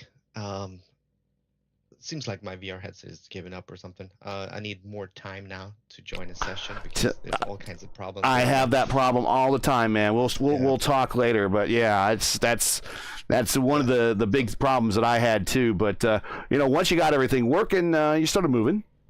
Honestly, starting P18 and when it works and cutting through field like that is so much fun. I think I went up to P7 when the caution came out. So yeah, all good. It was a good race. Always fun to race with. So a little gutted for Seb there. Had an issue on his pit stop. What happened? It looked like he hit his marks and then nothing happened. I'll tell you what happened. It was a lapped car. I'm not going to mention his name, but he decided to go when Seb came. So if you go back and watch the replay, you'll see that he is alongside with Seb. So Seb doesn't know if he can turn left or not. So like you don't know if he's gonna go through or if they're gonna crash. So basically, Seb panicked and he didn't see his stall. So yeah, it is what it is. I have no idea why that guy would like interfere with the leaders like that. Mm-hmm. I guess it wasn't on purpose, but I mean, he should know better. He's 15 laps down. Yeah. Just give the leader space. Yeah, understand. Well, we can understand the frustration there for sure. Well, we got you again. Any other shout outs you got for any of family members, girlfriend, teammates, favorite broadcaster? Favorite broadcaster. Best spotter. No, I mean, it's so much fun to be back, and you guys are back, and everyone's back, and IndyCar is absolutely booming right now, so it's great. Love it. All right. Well, congratulations. Yeah, congratulations. And I know we will see you next week for Vegas. So get the rest in. And I know next week's going to be an exciting race. Yeah, have a good one. So, yeah. And let's bring up Robert Malechka. So, Robert, just one more race, one position difference, but got the win. Congratulations. Tell us about the race. Yeah, it was fine. Kind of turned into a meme race with the fuel save. Yeah. I kind of knew right away. I think Chris didn't really care. And then, yeah, I was just trying to kind of keep up with him because I was really close to hitting the number. But then Jesper got to us. I'm like, okay, I was going to get a better number behind him. But overall, the race was fine. Kind of went the plan in a way and got the win. Well, congratulations. Any shout-outs? Anybody else to say hi to you haven't said to already? No, not really. Just happy I got my Q lap record. It's kind of the main reason I signed up. I wanted that fastest Q lap of the week, since that's what I usually do. But yeah, regardless, yeah, that's about it. Well, the Q-Lap record is yours right now. Still a little bit of a week to go, but we shall see. Congratulations on the win.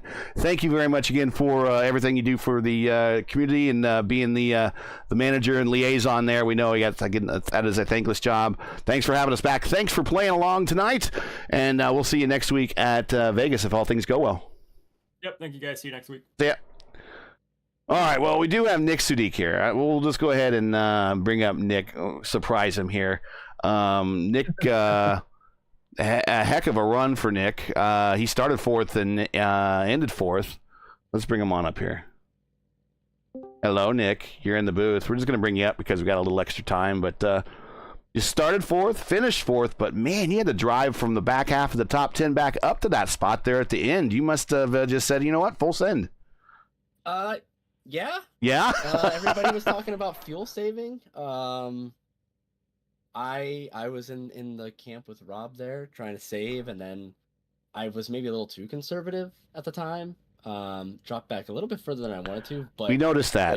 Yeah, we noticed that. We weren't sure if you were working or you worked those tires a little too much. Oh, no, my tires were good. I was so irritated at that caution because I saved my stuff earlier in the week yesterday, and was making up quarter second, half a second a lap late run, even off of a fuel save. So I was like, all right, this is perfect. And I turn up the wick, and then a half a lap later the caution comes out, and I'm like, well, this sucks. Yes, Murphy's Law, and then we're not talking Mark Murphy's Law, but yeah. I mean, it's honest to God, it was fun kind of carving through the field to get back up there. It's just a matter of just with the track conditions being so hot, the nature of the speeds. Like a couple of us were talking earlier about just how, I don't want to say unrealistic the speeds are, but you're not going to have racing like this here. Like, this is definitely a fantasy race. Yes. You guys were in the 230s for fast laps. That's like neck breaking speed. That's almost blackout probably G-forces with where the turns are. Yeah. But yeah, I mean it was just fun though, and it's actually producing really good racing. Because a lot of tire management and keeping that surface heat as minimal as possible, even in like a 20 lap run, you saw how much of a difference it was. I was dead to rights mid pack, and then I just came back up to fourth there at the end with a couple good battles. So, well, good run, man. We just wanted to congratulate you on it. And I know you had a rough first race, and the second race looked like a little bit of redemption, so you can audit that first race out. But we thank you for joining and congratulate you on that P4. And we will see you next week at Las Vegas. All right, thanks. So, guys, we've done a lot of talking tonight, And the feedback I know I'm going to get is we've had a little bit of an issue on the audio. I know Mark was coming a little soft. I had Mark turned up as far as he could go, so maybe Mark was a little soft in his microphone, but we will get things figured out. Don't worry about that. Problem is the action that you saw on the racetrack. Well, not the problem. The point is the action you saw on the racetrack should supersede that, because these guys drove their absolute hearts out. Guys, any final thoughts from here, and then looking at Las Vegas for next week? And it seems like whenever time IndyCar goes to Las Vegas, it's kind of a somber mood, of course, but still, what is our thoughts on Las Vegas going forward? Guys, just one at a time. Anyone wants to speak up, go right ahead. I'll go first. All right. Ahead.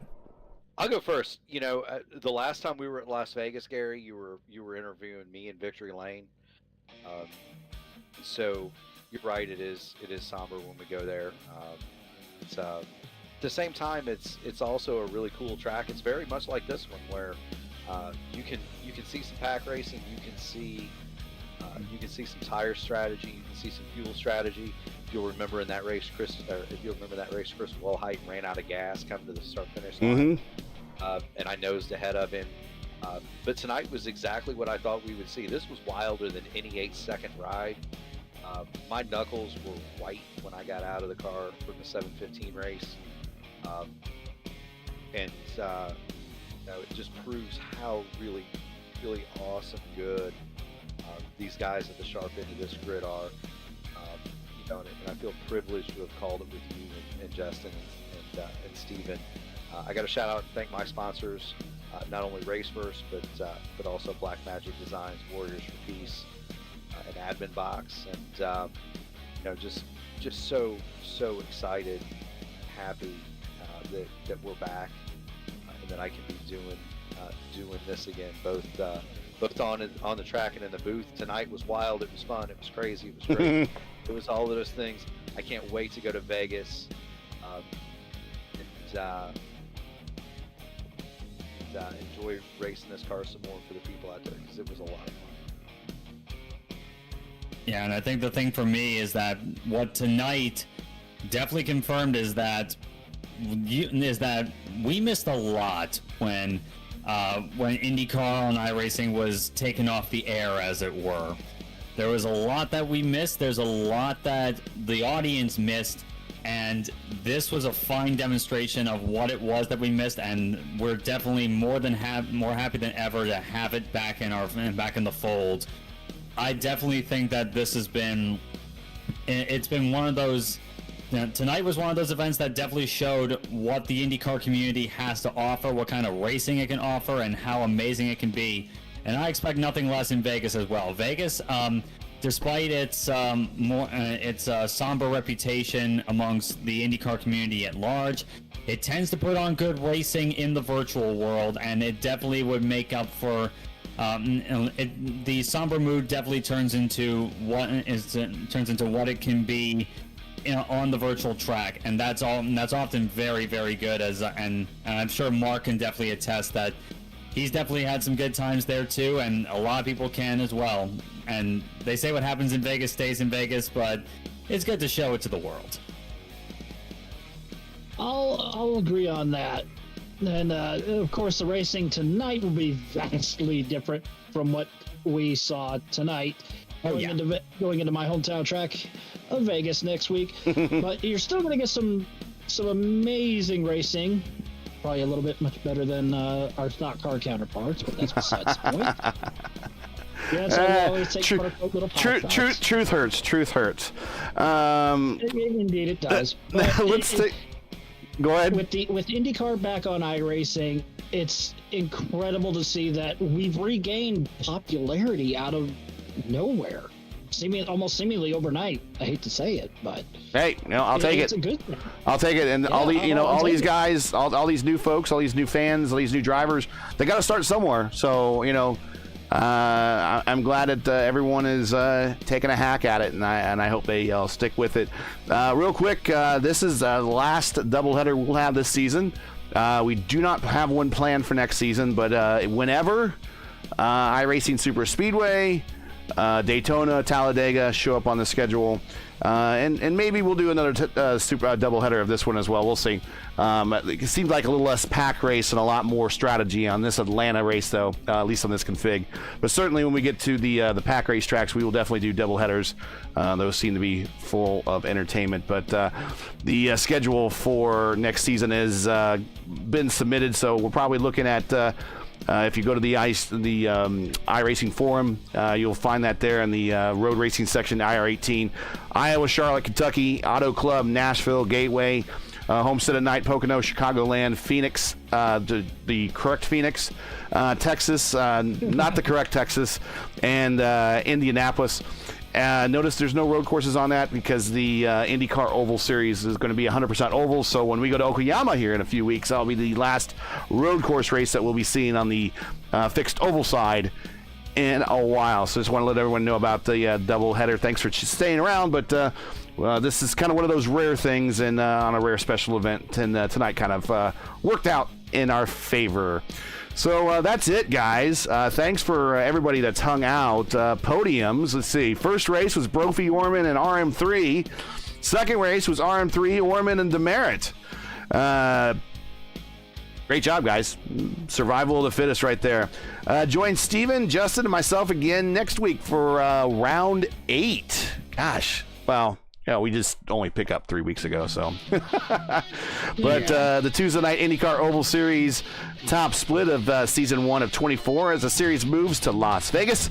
Coverage this season begins around 7:15 p.m. Eastern time at 7:15 p.m. Eastern. Remember, it's a new time and day this season, and you can find everything here on YouTube at youtube.com/racefirst. Once again, hey, we love bringing these races to you if you cannot tell, but they're not easy and they require time and money to produce. Because of your generosity and donations, we've been able to bring you IndyCar Oval action nearly commercial-free since we started.